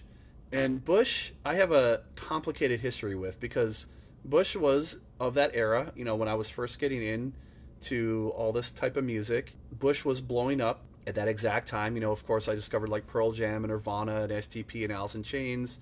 But in quick succession, then it was like, Green Day, Presidents of the United States, and Bush. They were just one of those bands that were just huge at the time in the mid to late 90s. Before I even started investing in CDs, they were early acquisition of a cassette tape. Pearl Jam's 10, and probably something Nirvana, I don't remember now, but I remember having 16 Stone cassette tape and listening to it on repeat at a summer camp that I went to in the summer of 7th grade. Just remember that for some reason, and listening to like Come Down and Machine Head and stuff. But I remember in 8th grade is when they just went crazy big, and all the girls were obsessed with Gavin Rossdale, and they had shirts with just like his face on them with the sunglasses. It felt so boy bandish all of a sudden, because it was all about Gavin, that I just kind of tuned them out at that point. I was just over it really quick, and they were never my favorite band. I liked 16 Stone, but I didn't love it like I like Nirvana and Alice in Chains and stuff. I never hated Bush or anything, but I just kind of wrote them off late middle school, and by the time I got in high school and I was getting into more metal and thrash and nu metal, I was way over alt rock at that point, except for the ones that had more of that edge, like Nirvana and Alice in Chains and stuff, of course. So I didn't really follow Bush's career after their first album. I heard songs here and there. But Bush is another one of my wife's top bands, and she was really excited to see them. And I was just trying to have an open mind. I didn't know what to expect. And I got to say, guys, Bush is one of the best live bands I've seen as an adult. They blew me away. Gavin was so charismatic and had so much energy, and the guy's in his 50s. He brought it. They were so much fun. They sounded amazing, And he was so like into it. Like I was just caught up in it. And I mean, we were up in the seats off to the side. Like this felt like I felt when I saw Rage Against the Machine or Nine Inch Nails, where I was stuck in a seat and I really wanted to be on the floor. But it didn't matter because like the band was so good that, you know, it had that thing. It had that it. It was funny. He came out in like this windbreaker, but it was kind of see-through, kind of translucent. And it just looked like really hot and humid. Like it was like a workout, you know, kind of jacket that the sweat accumulates in. But then he took it off, and, you know, even at his seasoned age, he looked amazing. He was like ripped. He had this like, you know, t-shirt with the sleeves cut off, and you could see his abs. And I'm getting a little hot under the collar about Gavin Rossdale here, but I'm saying that guy, I get it now. I get it why his face was all over t-shirts. I just wish I had seen them earlier so I would have stuck with their career. But he was like, Gavin was really friendly and gracious. He seemed like he was genuinely having a great time. The rest of the band was really high energy too. Lots of crowd interaction. Like he even went down and, you know, sang into the crowd. He was having some weird issues with the mic too. I don't know what was going on because everything sounded so good the first half of the day. And then by the time Jimmy Eat World came out, they were having some sort of mic issues or something. He would be up there talking and we couldn't hear anything, and he didn't realize it, you know, until later, because he could probably still hear it in his in-ears, but didn't realize it wasn't being projected out to the crowd. So people, you know, were like, turn the mic up. But he took it all in stride. He did a really cool solo rendition of Swallowed, just him and a guitar, along with Glycerine, which was like super epic, even just him by himself. And if I'm not mistaken, my wife has tickets to see them in a few months back at the first club that I went to back in 2024, Fillmore, where I saw Lil Tecca. And I'm so excited about that. Guys, I have not been as excited and stoked on a show like since seeing Bush than I have in a really long time. And I can't believe I'm saying that. Like I said, I never hated Bush, but I was never super into them. And now I'm like, they're like my favorite live band right now. What happened? This is what I love about live music. You just never know how it's going to turn out, and you could be pleasantly surprised if you go in with an open mind, and I'm glad I did. So it was getting dark at this point, and Incubus played. We've seen them for the past few years, and they were great as usual. But I gotta say, like, just based on stage presence and overall clout, because I don't think Incubus was ever as big as Bush, they might be more on the same level now, but I really feel like Bush should have at least played after Incubus, if not headline the show, but we'll talk more about that in a minute.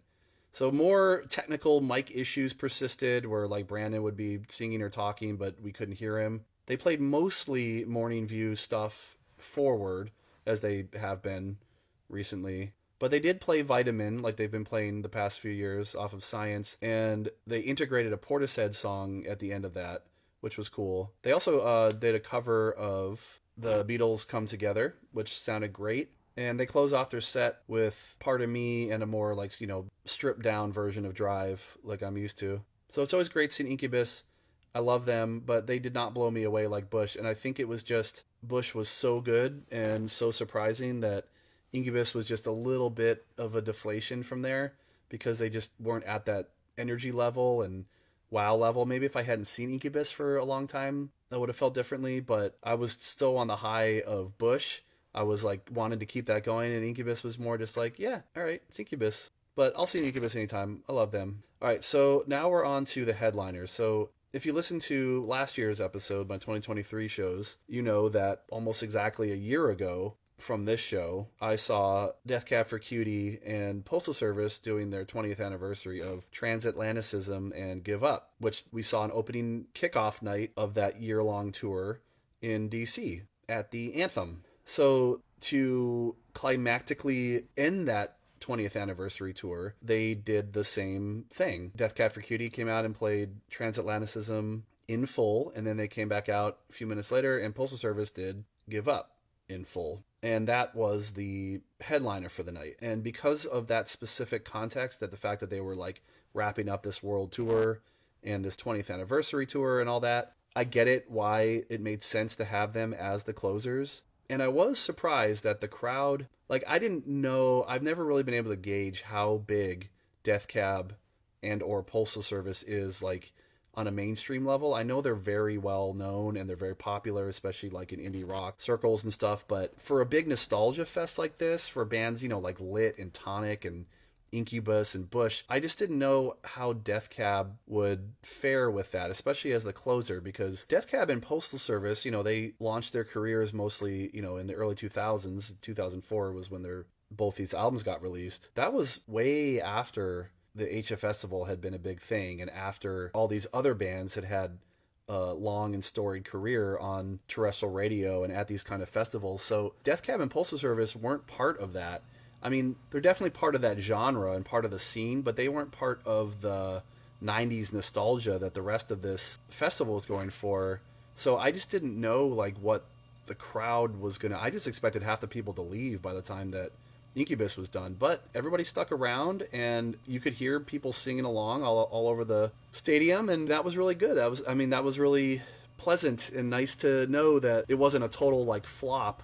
I just didn't know what was going to happen. But at this point too, it was also raining, and it was getting cold because of the sun going down and it being wet. But again, people stuck around, and people really seemed to enjoy both sets. The small but loyal pit crowd down in front of the stage was high energy and seemed to be having a great time. And I would say everything that I said in the last episode when I saw this same tour, everything was just as good. But I'm glad I got to see it in a smaller kind of club setting and then see it in this big stadium as well, because I wasn't sure how these, small, intimate, more indie alt-rock songs would go over in a big stadium setting. It works great for a club, but it sounded awesome, sounded really big. Even the quieter moments had a lot of weight, and I think a lot of that was thanks to the crowd being so into it. So there was that nice kind of full energy and reciprocation. Ben, the singer, dedicated a song during one of the sets to HFS, and he told a story of briefly having gone to school as a kid in Northern Virginia and discovering life-changing bands that influenced him from listening to HFS. So even though his band wasn't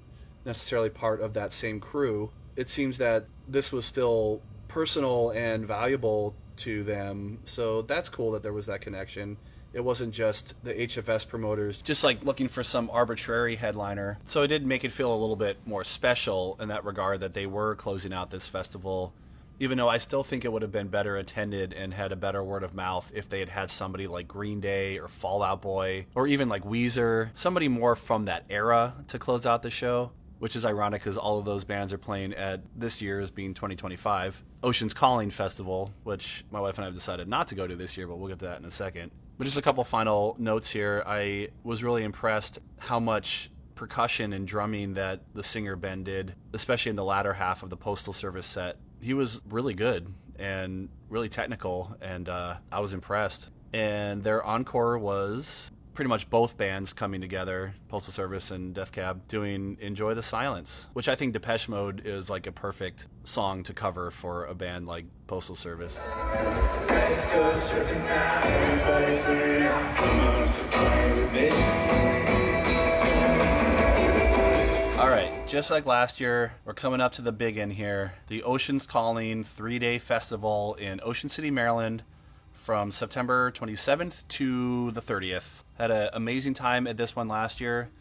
Was really looking forward to doing it again. So here we go, day one. If you heard last year's episode, you know that transportation was the big rub of last year's experience. Everything else was pretty great, but we were staying in our family's little condo, more than 100 blocks north of where the festival was being held.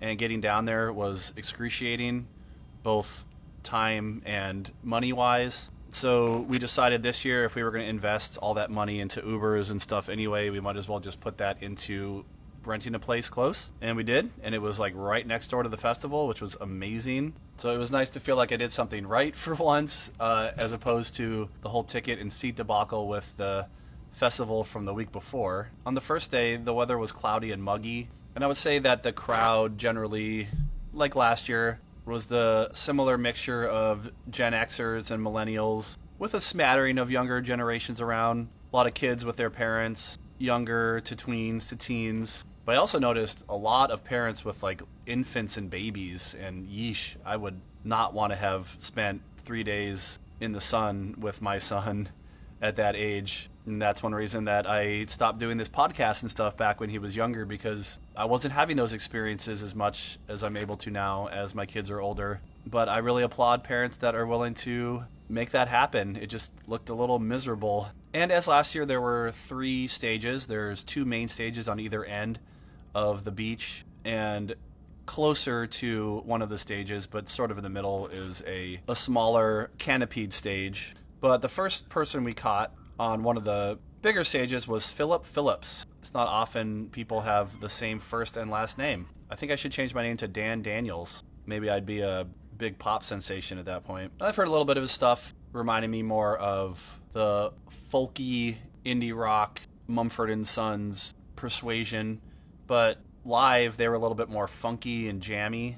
They extended a lot of their songs, reminded me a lot more of like Dave Matthews Band kind of stuff. They did good covers of For What It's Worth and even Thriller. And then we made our way over to that sort of side stage to see none other than the infamous Sugar Ray, another band from high school that I have a little bit of a history with, just in that I first heard them with one of their more like punky alt songs. I think they were on like a MTV Spring Break or something, and it was like right as they were starting to get big, but they weren't at that completely oversaturated MTV TRL everywhere you look and listen car commercial level yet. So I thought they were, legit, just like another kind of like up and coming alt rock band, but I didn't have any of their albums or anything, so I didn't know that much about them. So when they started putting out stuff like Fly, I, like a lot of people, just assumed that they had sold out. They were just doing it just to get big on MTV and the radio and everything, be more accessible and mainstream,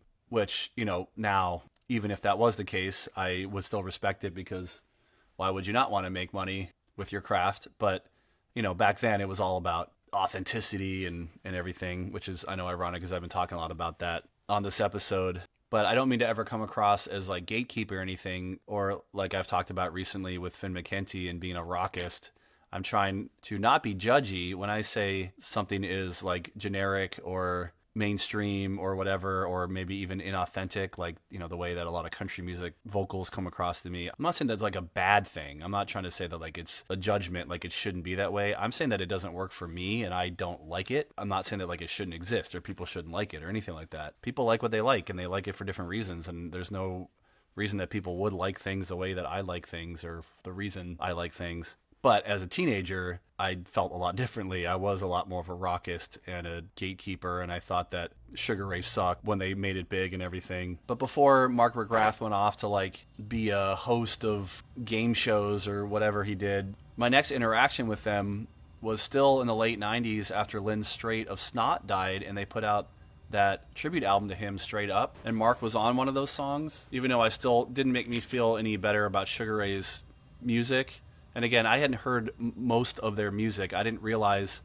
like, speaking of Finn McKenty, I discovered through one of his Wikipedia read articles that Sugar Ray had always done a lot of different styles, and the fact that, like, they were doing more mainstream pop accessible stuff that got them big at one point didn't mean that they had just all of a sudden started doing that. They had always done a lot of different dynamic type of stuff, and I really respect them for that.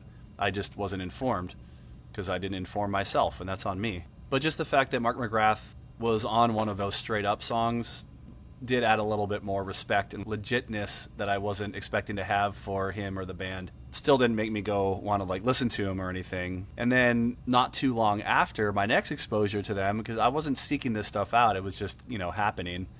But when I first moved to New York City, and I cover this more in episode 22, of course, as an 18-year-old, brand new to the city and, going off to college, my first friend in New York was somebody I met on a The Start fan forum right before I moved up there, and we, connected at the show. And this person I'm referring to is Nat, who you can hear on an early episode of this podcast about women in rock. So we were both at this show, which was opened by The Start, who was just getting their start. The Start being Amy Echo from Human Waste Project's next band after that band broke up, being more of like a new wave, alt-rock, synth-driven, but still guitar-driven too band, whom I featured a song of on the last episode of this podcast that was about Finn McKenty and everything. But it was them, and then it was Uncle Kracker and Sugar Ray. And obviously I wasn't there for Uncle Kracker and Sugar Ray,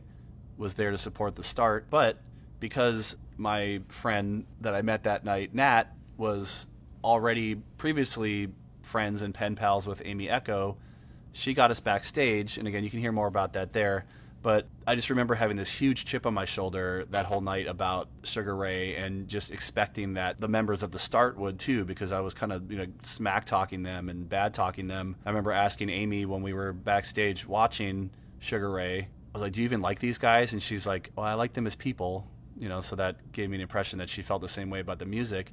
But I totally neglected, it only just occurred to me that Amy Echo also guested on that Straight Up album, doing some backup like atmospheric vocals on a couple of songs. So of course she would be touring with somebody that she knew from the scene back in the day, Mark McGrath and Sugar Ray, who were way more legit in the alt rock and alt metal scene than I had any clue about, or again, just like the clues were there, I chose not to look at them because I was so intentionally closed-minded. But of course Amy would want to tour with her friend. So all of that to say is that all these years later, I went into seeing Sugar Ray with an open mind. I didn't expect to be blown away or anything, but I really, I remembered a lot of their songs, even though I had hated them back in the day. There was still a nostalgic hate, I guess. And, I saw some videos, the Rock and Roll True Stories YouTube channel and Finn McKenty doing videos about them. I learned a little bit more about them and their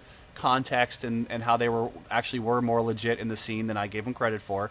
So I was just excited to see them, and they were good. They were entertaining. McGrath was very funny and engaging. He told a lot of little stories and anecdotes and made jokes and things. I didn't know some of their songs, again, because I haven't listened to any of their albums all the way through, but I knew the hits, of course. In addition to their own stuff, they played a 90s covers medley, including that Len song, Steal My Sunshine, and Smash Mouth, All Star, which was, touching, especially because I'm sure that McGrath and whatever his name was from Smash Mouth had been friends, colleagues, whatever, and, he died in the past couple years, so I'm sure that was a little bit of an intentional tribute.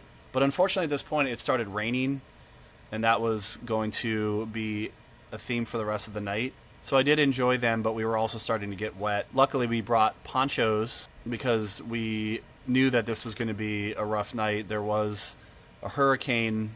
I think it was that same hurricane that kind of devastated a lot of North and South Carolina, I believe, Georgia. This was just, the way, way far north outskirts of the winds and the rain associated with that hurricane, but it was still pretty rough. But after Sugar Ray, we went and saw 311, whom I haven't seen since I saw them on Maui, and you can hear a lot more about that in my follow-up to my original Concert Reflection episode, where I talk about post-college shows. I talk more about my history and context with 311, so I'm not going to get into all that here now. But after having seen them a long time ago and being totally blown away, it was very similar to my Bush experience this year, where I knew 311, I peripherally enjoyed them, but I wasn't super into them or super knowledgeable about their music. But when I saw them live, they totally blew me away, and I've been much more of a fan ever since. So I was excited to see them again, and they did not disappoint, though it was a much shorter set, of course, because it was at a festival.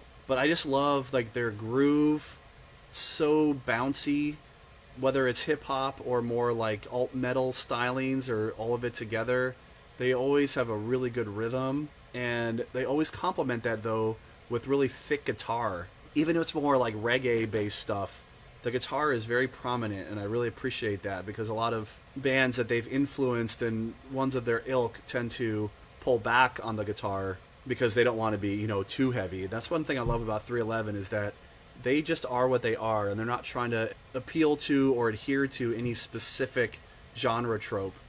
Very similar to what I said about Dirty Heads earlier, and that's one thing that draws me to these kind of bands. They did their little drum circle thing that I saw before, but they didn't do as much stick-tossing acrobatics like they did. But at this point, it was raining pretty hard, and I thought the puddles last year that were all the standing water around the parking lot was bad, but it was way worse this year. I mean, there was total flooding through the parking lot and even on the beach. So I'm really glad in the lesson that I learned last year, because I just wore regular shoes, was I wore my waterproof boots this year because I had learned my lesson. Even with the poncho, I was getting more and more saturated, but my feet were nice and warm, at least at that point. Well, we were waiting for one of the big reunions of the night, which is Sublime. The Revitalists played, somebody that my wife likes, and we were eating dinner while we saw them off to the side, so we weren't really super focused, but they sounded good, the little bit that we heard. And then it was time for Sublime. This is where the rest of the night really started to take shape. We noticed a couple things that were different than last year. So last year, even with the big bands, we were still able to wiggle our way close enough to be able to see the stage and hear things pretty well.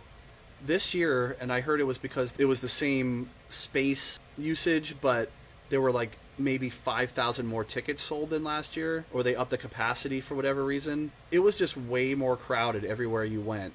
So even though we were like kind of on the outskirts and we were going to try to make our way a little bit closer when Sublime came on, it was way too crowded to get really any closer than pretty far away. And we also noticed that they were having technical problems. I'm sure it was weather related, wind and rain and everything, but they were kind of hard to hear and it was very echoey.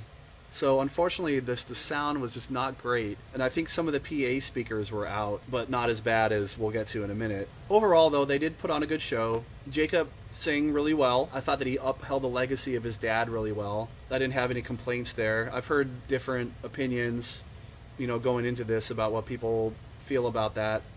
Personally, my wife and I both agree that we really did enjoy Rome, and we thought that he did a really good job upholding legacy, but also furthering Sublime's reach and scope because they did make their own material and stuff. And I did think that it totally made sense now that Jacob was old enough to take over for his dad, and the fact that he wanted to was a good time for Rome to move on to other things. But it sounded like the way that it went down was pretty petty. It sounded like Jacob did not have nice things to say about Rome. I don't know. I've heard different things about Rome and his personality and interactions with people. Some people say that he's like a cocky jack. But my experience, having seen Sublime with Rome ever since they first started, which you can hear more about on that same episode that I saw 311 when I was on Maui, but having seen them, several times since, and then just this year having seen Rome on a much smaller, more intimate scale, I've always found him to be, at least as a stage persona, like very personable and down to earth and relatable and gracious and grateful and happy and kind and friendly. So I don't know, who knows what goes on behind the scenes with these things, but I just thought like publicly it was kind of a misstep for there to be any kind of beef between these two, because regardless of personality stuff, Rome kept Sublime's legacy alive and well up until Jacob was ready to take it over. So I feel like just on a professional level, it would have made sense for Jacob to be very gracious and grateful. I know I use those G words a lot, but they go together. It just said something nice like, Rome, thank you for keeping things going, keeping my dad's band alive. Now I'm here to take the torch from you, and good luck on all your endeavors. But it sounds like it didn't go like that, so oh well. So that did rub me a little bit wrong. I don't know all the facts, so I'm not making any definite judgments, but it did sour me a little bit on Jacob. It just sounds, at least the way that it came across in the headlines and stuff, is that he was a little bit of a petty, petulant 20-something that's just like, give me the mic, get out of here, this is my band now. But could be totally off on that, I don't know. But back to this actual show, I thought that the first half of Sublime's set was pretty underwhelming. They played a lot of stuff from 40 Ounces and even a little bit of Stand By Your Van. And, that stuff's fine. Like, I like it, but other than, like, Bad Fish and maybe 40 Ounces of Freedom, like, there weren't any giant hits off of that like there were off their self-titled. And I kind of got the impression that Jacob was trying to kind of, like, I don't know, reclaim things from the ground up, like, show everybody that he wasn't there to just play the hits like Rome did or whatever, but he was there to, like, he is Sublime now, or he's gonna fulfill his dad's songwriting legacy or whatever. But after a while, like, 40 Ounces is not my favorite album of theirs, just because it's long and a little samey. I don't think any of the songs on there, Bad Fish included, even the really good songs on there, aren't as good and well-crafted as what they did subsequently. So I understand if he was trying to kind of make a statement about, like, we are OG Sublime, we're not like a cover band or something. But to not mix in any of the hits or any of the more recognizable stuff, I don't know. And you could see with the crowd too that people were just kind of passively listening after a while, after like the novelness of them coming out. But finally, it got much better when they started playing their self-titled stuff. And they saved their 40-ounce hits like Bad Fish and 40 Ounces till later in the set. So things definitely picked up, and I would see them again for sure. But we did leave a little bit early because the big headliner of the night was going to start soon, and that was Blink-182 freaking 2. So on that same episode of my college reflections from like 2006 on, you can hear me talk about seeing Blink-182 during their Matt Skiba phase, and it was a great show, and I loved it, but I never got to see Blink with Tom. And I was just so excited. Like, this was the band that I paid all this money for and got a Airbnb nearby. Like, I finally had my chance to see Blink, and I didn't want to go to one of their arena or stadium shows and pay like $2,000 or whatever. I love Blink, but I'm just not at that pay scale. And I was just hoping to at least fulfill that little itch that I never got to scratch of seeing the original Blink lineup. At least at a festival would have been enough for me. And man, what a disappointing turn of events. They were supposed to go on at 9:30, but they didn't go on till after 10. And at this point, the outskirts hurricane weather had really fully blown in. It was like rain coming down super hard to the side. Didn't matter, umbrellas, ponchos, whatever. We were getting soaking wet. Even my nice warm boots were starting to get saturated. But I didn't care. I was like, I'm going to see Blink. I'm going to see Blink. Oh shoot, they're not going on at the start time, but that's okay. I'm still going to see them. And the thing that really started to bug me after like 45 minutes of waiting, and you know, everybody else was getting really restless and angry too, people started leaving, was that they had the PA, they had big giant screens. We were all on a text chain, you know, that we had signed up for to get tickets and get messages and stuff about the festival and everything. And they had our emails and all that stuff. So like, I don't understand why they couldn't have just sent out a quick message to just say like, hey, we're having technical difficulties. This is what we're hoping, what we're working for. Like, just give us something. But like, we were just standing there with nothing going on. They could have just gone to the stage and made an announcement, like anything.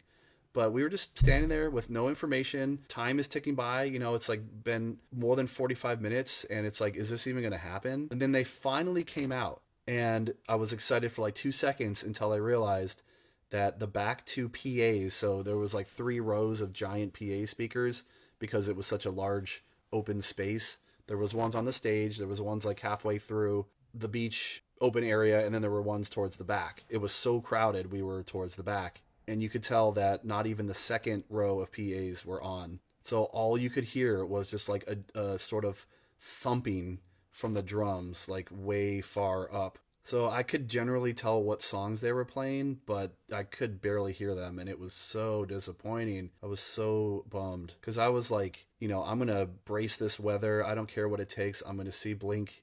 And I guess I did. I saw Blink with Tom, but I couldn't hear them. A few songs in, they kind of fixed the second PA, at least maybe one of the speakers, but it still just sounded horrible. So many people were leaving at this point, though. I kept moving up a little bit. And at least at this point, though, I could hear the vocals a little bit. And so I got to hear a little bit of the infamous Tom and Mark banter. And they were saying all sorts of nasty, crass, inappropriate things to each other, about their mothers. So I was glad to at least have experienced that a little bit. And even with the weather, and I don't know how aware they were of how bad the sound was on our side. They didn't seem to be aware of that. They were just playing normally. But they did a lot of great crowd work. Mark especially was very silly, and they all seemed to be having like a great time. Travis actually got to sing one of their older songs. I don't remember which one it was. But once the rain became just a complete torrential downpour, everything was flooding. We decided to call it and leave their set early, even though they did announce that because they started late, they would go later. The festival was going to let them play a little bit later, but it didn't matter because we couldn't enjoy it. We couldn't even face the stage because the rain was like pelting us right in the face. And as we were making our short way back to our Airbnb, we were like wading ankle deep through flooded streets. And just like last year, there were hundreds and hundreds of people in long lines down the street waiting to get on the public buses. And I felt so bad for them. I mean, people were like huddled under awnings, and everybody was just getting soaked, and it was a mess. So that made me even more grateful, though, even though I had like standing water in my boots by the time I got back to the Airbnb. I was just glad that we were able to do that and get warm and dry off like immediately, instead of waiting another hour or two or however long it took for those poor people to get back up to all their condos and stuff uptown. So day one was a mixed bag, but it ended on a real down note. But the next day was a cloudless, beautiful, sunny blue sky. It was warm, but not too warm. So it felt like a renewed start, a fresh start. So I went in with, try not to carry that disappointment of Blink and Sublime on my shoulders.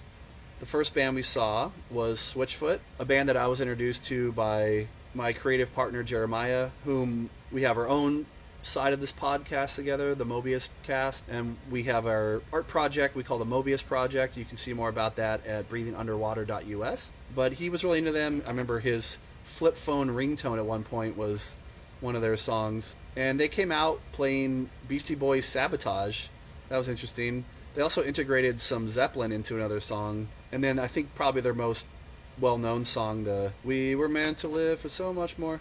They played that later on, and that's a song that my side project, B-Side Story, which you can also see more about at breathingunderwater.us, has talked about covering, so stay tuned for that. Hearing their music before, I had no idea how, like, Southern California, like, brah-y they were. They were like, hey, man, what's going on, bro? They were, like, totally, like, Southern California surfer types, but I didn't feel like their music really reflected that, so I was just kind of surprised to hear that. The way that they talked and presented themselves as opposed to their more kind of serious, like, alt-rock music. On the other side of the beach, we went to the other main stage and saw The Beaches, an all-girl surf punk-ish band that we've heard on Alt Nation on Sirius XM. And apparently they're from Canada because they kept talking about how hot it was, at least down here from wherever they were in Canada, which makes sense, even though it was, like, really mild and gorgeous that day. I'm sure back up at home they had like 6 inches of snow or whatever. But they were really energetic. They had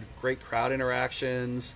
They told some stories, you know, about what the songs meant and who they were about in the band and stuff and who they were dating. And they were really good. I'd see them again. And then we saw Young the Giant, whom I mentioned earlier that I saw in an oppressively hot day in Richmond the year before. So it was another outdoor show with them, but the weather was a lot better, and I was actually able to see them. And they sounded awesome. The singer was much more talkative and sort of like open and vulnerable about himself than he was last time. He said that he actually struggles with a lot of like anger, and he channels that on stage, which I wouldn't have guessed because their music doesn't come across as particularly like angry or angsty to me. But like Fred Durst said in $3 Bill Y'all's, when I walk out on stage, all headaches go away. He also said that he has a very shy personality, so he's very anxious on stage, but again, I wouldn't have guessed that because he was so charismatic. He also talked about not wanting to repeat set lists and how he really valued honesty and authenticity. So I thought that was cool. Like, you know, they seem pretty legit, and I would see them again for sure. Across the beach on the other side, Revolution played, but we decided to stay where we were because we were trying to be strategic, especially this year, seeing how crowded it was and how hard it was to get a spot on the actual beach and not be stuck standing in the back like we were for like Blink and Sublime. We decided to just kind of listen out for Revolution, and we could hear them from across the beach while the stage that we just saw Young the Giant on were setting up for the next band. And I had seen Revolution back several years ago at the National here in Richmond, and they were really good rock reggae, and they sounded just as good from across the beach as last time. But speaking of beach, this was a very beach-heavy day because we had the Beaches, and then we saw the Beach Boys, which apparently is just like maybe one or two Beach boys from the original lineup, but I had to see them. I don't know their deep cuts very well.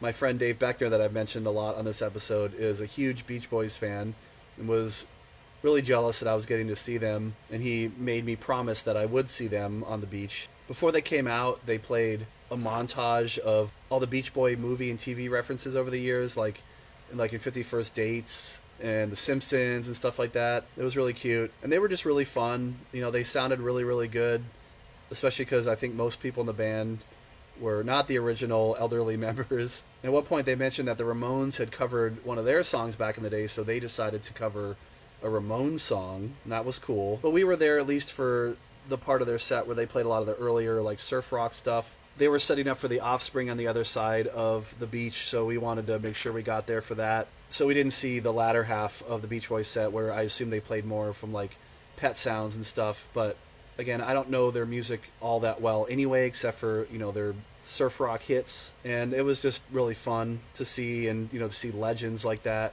And while we were making our way over to see the Offspring, on that side stage was All American Rejects, a band that I only know a couple songs from. It's from like rock radio back in the day, and I don't really like it, but they sounded okay, and we saw them play their Give You Hell song as we were finding our spot for The Offspring. And my whole context with The Offspring was that they were part of that whole group of bands that I was mentioning earlier that I probably heard a lot on WHFS and alt radio back in the 90s. So, of course, I got their album Smash around the same time that I was, like, scooping up things like Dookie and Bush and Nirvana and everything. But something about it didn't really stick with me. We had an old record chain in Maryland called the Record and Tape Traders where you could trade in your old CDs for a little bit of cash. And I remember giving Smash back in one of my many acquisitions of new music that I was more excited about.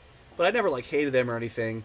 Though, by the time that they started putting out, like, Pretty Fly for a White Guy and Get a Job, at that point they just seemed so, like, a lot of people were saying kind of sell out, like almost like a joke band. I wasn't really sure what to make of them, and I didn't really have too much nostalgia for them anyway. They were just, part of the scene that I was originally exposed to, but not my favorite by any means. But, I always liked hearing Separated, at like middle school dances and stuff. It was fun to headbang to. But either way, I had never seen them live, so I was just excited to experience this big nostalgic band at this level. And they sounded fantastic. They sounded really, really good, really tight. Noodles had a really great guitar tone. He even talked a little bit about and made some little references to being a metalhead. But there was a lot of banter between Dexter and Noodles. Not at the same crass level as Fat Mike or Tom DeLonge and Mark Hoppus, but still a lot of time wasted, some might say, but it's part of their whole shtick, I guess. And they did this whole stretch where they were sort of doing medleys where they were joking that Noodles really needed to learn more than just one part of songs, and that he would just play like these riffs. So he would play Iron Man and Sweet Child of Mine and a punky version of the In the Hall of the Mountain King song and Blitzkrieg Bop by Ramones. But other than that, they played, all their hits from early on to more later stuff. They played a couple newer songs that sounded pretty good. I've heard a couple of those on satellite radio and haven't hated it. But yeah, I would definitely see them again too. They were a lot of fun. Put on a great show. Even though they weren't the headliner of the night, they did do an encore, which I hadn't seen at this festival before. Even with bigger name bands, they would just go off stage when they were done because, they needed to set up for the next set. But I guess because they were the last band of the night on that stage, they were able to do that. On our way back to the main stage, we tried to see the Killers, who my wife likes a lot more than me, but I don't hate them. They just really don't have that edge that I usually look for in alt-rock. Though I have listened to them a little bit more in anticipation for seeing them live, and I noticed that they did have some more straight-up rock-oriented songs that I had never heard on the radio, which makes sense. Similar to like Imagine Dragons too, like they actually had some like legit rock stuff before they went more pop. But it was so crowded up there again that we could barely see them. We were like way off to the side, like next to a food tent, and the sound still wasn't quite fixed on that stage, at least the back half where we were. So they seemed like they were doing a good job and people were liking them, but we headed out early. We were tired. And when we woke up the next day to a very cloudy, foggy ocean morning, that moved off in the early afternoon, and we went out and saw Jade Bird perform solo on the big main stage, which was kind of interesting. Like she's, this one solo performer with an acoustic guitar, and there was just a smattering of people around because she was playing really early in the day, but she owned it, and she was just super delightful and quirky and funny, and she made no secrets about the fact that she was very British. She kept talking about like how nice the weather was compared to what she was used to. She really leaned into the humor of the fact that she was a very downer of a Brit at a beautiful beach setting, and she was playing all these like angsty breakup songs and stuff. So she was just really funny and charming. I really like her more like gritty, gravelly voice. And it was cool because it was so sparsely attended at this point of the day.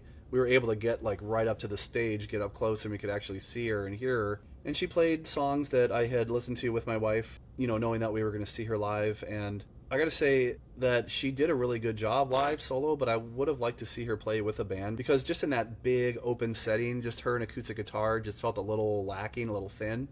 And her recordings, for the most part, have full band instrumentation, so who knows if it was like a money thing or whatever, just like a one-off show. But Would have been nice to see her with a full band. And if she comes back through again, I heard that she'd actually played a venue here in Richmond, I believe somewhere around this festival. So she must have been touring in the fall at a local big historic park called Maymont, which I know they do live music at, but I've never actually been able to go to a show there yet. I wonder if she played with a full band there or not. She covered Edge of 17 by Stevie Nicks and also Black Star by Radiohead. The next band that we saw was the Bare Naked Ladies. This is another band. You might be getting a little bit of a clue about my wife's quirky taste from like Violent Femmes and now Bare Naked Ladies. She loves Bare Naked Ladies. This was another one of those bands from the 90s that, of course, I knew about and I heard some of their hits. I knew the Weird Al cover, Jerry Springer, but I never like got into them. They were not as edgy as I was drawn to, but I was always aware of them. I just didn't realize like how much of a jokey band. I don't know if they're like a joke band, but they definitely were very funny and performers on stage, not just musicians. They were like really, really entertaining. A lot of silly banter between the members of the band. They did a great like improv song about the festival that then became a cover of Taylor Swift's Shake It Off. At the end of their set, they did an extended medley of a bunch of pop stuff like Chappell Roan, Sabrina Carpenter, a lot of top 40 hit stuff, but in their own style, which then evolved into a beatbox full band dance number that culminated in the singer switching off with the drummer who took on the lead vocals for Rock of Ages. And then they did a Violent Femmes cover, which is ironic because I just saw them the week before, and I never thought I would ever see the Violent Femmes live, let alone see their songs performed twice in a week. So that was interesting. And then next up was OAR and Friends. I guess they're one of the proponents of putting on this festival because they're locals. OAR played a set somewhere in here that we didn't catch, but because we were getting food and they were playing on the stage off to the side, we heard a little bit of what they were doing. The last year they had DMC guest vocal with them. This year they had Dee Snider, who did, of course, like Not Gonna Take It and Highway to Hell. So that was cool. Seeing another legend that I didn't expect to see ever in my life, and now I can say I did. And I got to give props, unrelated to OAR and everything. While we were getting food, one of the dishes at one of the food vendors was called Veggie in the Full Effect, which is such an amazing deep cut. That made me so happy. Veggie in full effect. Next, we went over to see Mount Joy, which is somebody that we've been hearing a little bit on Alt Nation, the station that my wife kind of defaults to when we're in the car. And don't know what we were expecting, but they were like really slow and kind of jammy, very indie folk blues-esque, like not really the big kind of anthemic stuff that we were hoping for. At least I was. I did not care much for them, and we ended up leaving a little bit early, which was a good thing because we got to catch some of the set of Boyz II Men, another group from the 90s that I probably heard about like well before I even got into rock. And they were kind of hard to hear. I think maybe because more sound problems or maybe, I don't know, their style of music or something. But we got there while they were covering Purple Rain. But most of the songs that I recognized from them, I heard the crowd singing along to, not them. Like, it was really hard to kind of hear what was going on. But I'm just glad to have seen them, other, legends of their genre. And then we shuffled over from there back to the back main stage where Counting Crows was playing. And this is another one of my wife's top bands. She had seen them before, apparently with Asking Alexandria, I think, which is like so strange. And apparently they played each other's songs. I'm still not convinced that that's real, but allegedly it is. Anyway, she really likes Counting Crows. I only heard a couple of their songs, and they're not really my style. But unfortunately, the sound issues were continuing, at least in the back. So it seems like when we saw Offspring and Jade Bird and stuff, like we were closer to the stage, that sound was okay, but the rear sound was bad. So we could barely hear Counting Crows, and I just didn't get anything out of it. My wife was fine leaving because we wanted to get a good spot back on the main stage because her favorite band, Dave Matthews, was playing that night. And they played a solid 2-hour set. They did what they always do, which was play a lot of variety of all their stuff over the years, but play it in unique and jammy ways that you never know exactly what they're going to do. And they were super tight and sounded great, and it was a great way to end the festival. So overall, not as a consistently positive experience as last year, but a lot of it was out of control of anybody. It was the weather, but also the overcrowdingness was a bit of an issue, and I hope they resolve that. One big way they could, I think, is they have this big block of food and merch tents like right in the middle of the whole area, and I think if they just took that out or put that somehow on either side, it would really open up a lot of space for people to not just see music but move between stages, because it got really clogged up and trying to get around those tents, but also with all the lines that were jutting off of those vendors. But as of recording this, they just released this fall's lineup, and there's a lot of acts that I would like to see, but there's nothing like in the past couple of years that I'm like, I have to see, like Blink, anything like that. Like the big headliners this year are like Noah whatever that guy, Stick Season guy, and like Weezer again, which, I already saw there and I'm good. Fall Out Boy, Green Day, none of those are like something I have to see, especially at a 3-day fest and with all the expenses. So I think we're going to skip it this year unless, we get like free tickets and lodging for some reason. But I've heard it's sold out already, so not counting on that.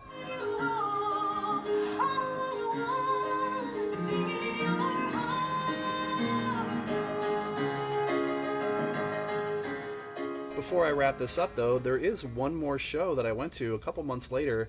So the fall, after the September of festivals, October was very quiet music-wise.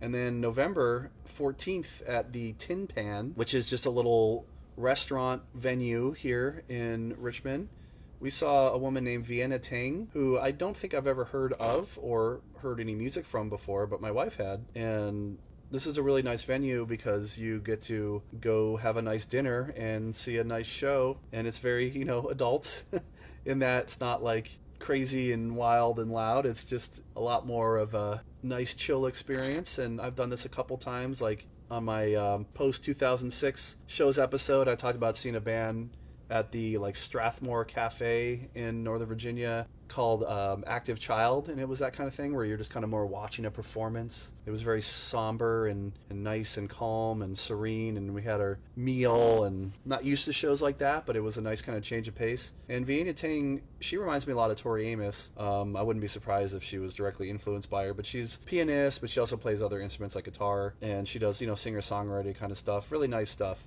It's been nice to put on like, later in the night when time for a little like cool down after a long crazy day at work or whatever. She really reinforced the whole vibe because she said she really wanted this to feel like we were just hanging out in our living rooms, like listening to good music. And it definitely, had that kind of vibe. We were just chilling. She was very like playful and loose. She had a very like casual demeanor, which was fun. Really good ice breaking especially because it was a small intimate venue like that. She encouraged requests from people, which reminded me a lot of seeing Jonah Matronga over the years. And she was very interactive. She talked to people and listened to them when they had stuff to say to her. She even got us and encouraged us to sing along and clap along to some of her songs. She did a song that was just rhythm, and she had us do like the rhythm with her, which was a lot of fun. Again, reminded me a lot of Jonah.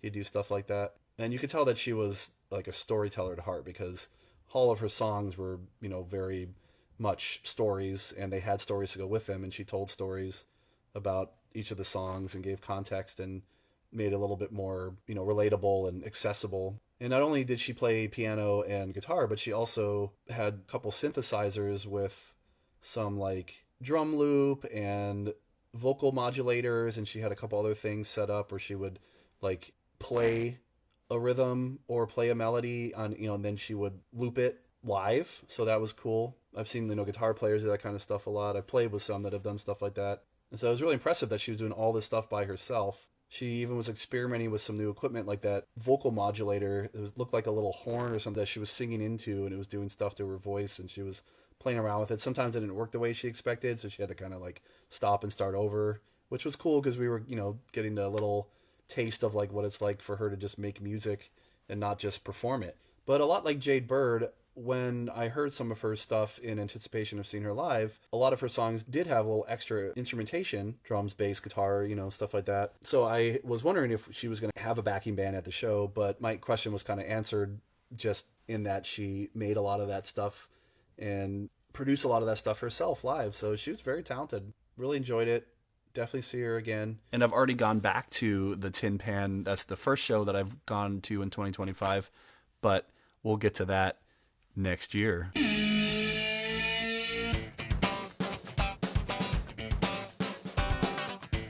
All right, as I've said several times, thank you so much if you've listened to any of this or all of this. I really can't tell you how much I appreciate any time and energy you put into my stuff. I'd be really curious to know about your concert experiences last year or coming up or from your childhood or anything. Any bands that I saw that you also saw that you had a similar experience or different experience. You can drop me a line and chat with me about all that at breathingunderwater.us. And speaking of next year and looking forward to and looking ahead, I'm going to try something a little bit different because just with how long this episode is edited, you can imagine how much more time was put into recording it. I am going to make a concerted effort this year to reflect on the shows that I go to as soon as I can after seeing them, instead of waiting until the end of the year and then doing like a big memory dump all at once.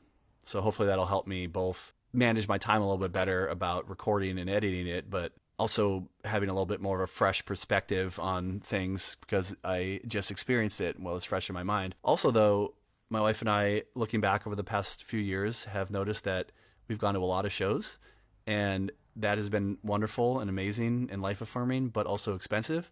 So we're also going to make a concerted effort this year to be a little bit more nitpicky, and we're definitely not going to stop going to shows. It's like our favorite thing to do. But for 2025 at least, we're going to try to just go to ones that maybe we haven't ever seen before or something that's really important. Well, of course, continuing to support and indulge our kids in their burgeoning passions about music. So I already have some tickets lined up, just not as many as I did at this point last year, but I'm sure just as impactful. So until then, I got lots more stuff coming out in the year ahead from all of my different avenues on this podcast, on YouTube. So I'd love it if you came on this journey with me by following, subscribing, and all that stuff. Drop me a line. Let me know your thoughts on all the things, and thank you again for listening.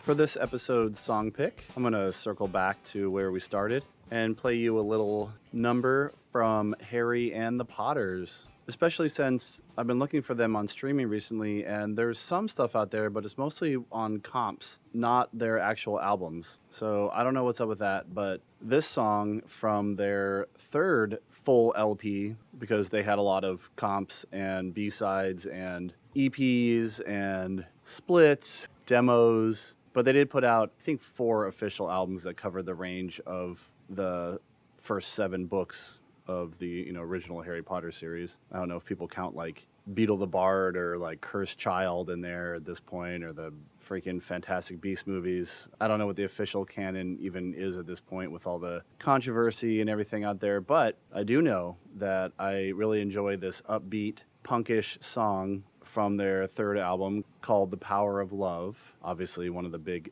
central themes of the Harry Potter lore and ethos, but it's not just the tone and the tempo of this song that has that punk edge, it's also the attitude and what it's referring to in the book. One thing I really enjoyed about the final book and the 5th book too, actually pretty much all the books after 4, where very much in like a Goonies or Spielberg E.T.-esque kind of fashion from the 80s, where the bumbling, inept adults prompt the kids to step up and help solve whatever, the big problem of the story is. And in this case, as described in the song, it's about when Harry is approached by the unfortunately short-termed Minister of Magic, Rufus Scrimgeour, to sort of like be the face, the mascot of the ministry in the post-second uprising of Voldemort era that they find themselves in the 6th book. And Harry has a very staunch and critical viewpoint perspective that he brings to the table on that. And I've always really enjoyed that kind of like down with the man, power to the people kind of DIY attitude that J.K. Rowling brought to the latter half of the series, because it is a very punk rock, disestablishmentarianism, anti-authoritarian mindset that unites a lot of us that enjoy this kind of music. So even with something as tongue-in-cheek and playful and farcical as a band called Harry and the Potters, and what their subject matter is about. Songs like this, and a lot of songs on this album, because most of them are about the bigger themes of love and friendship and perseverance and overcoming challenges and evil and things like that. It's very universal, very relatable, and just because it's specifically about Harry Potter doesn't mean that it doesn't have some real, true, raw rock and roll ethos to it. So here's I'm Not Gonna Put On the Monkey Suit by Harry and the Potters off The Power of Love.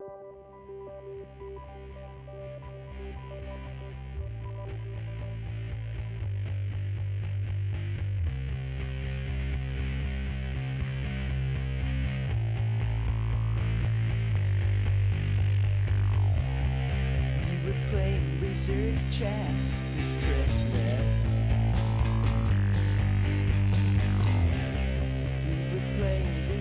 Chest this Christmas. When you came down to the borough to ask us to stop the game and start to play a new one down at the ministry. You want us to get on stooge for policies that we won't approve. We're double doors, man, through and through, and our loyalty lies with the truth.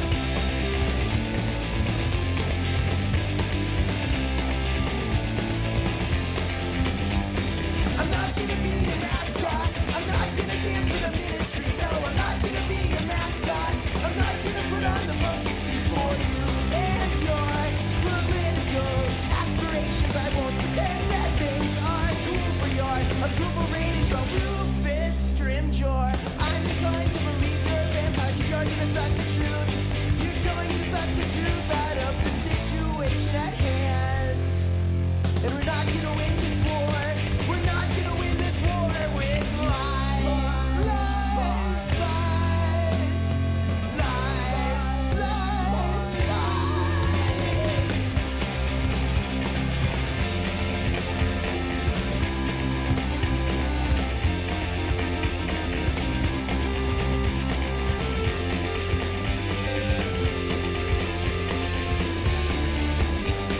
I'm not gonna be your mascot. I'm not gonna dance for the ministry. No, I'm not gonna be your mascot. I'm not gonna put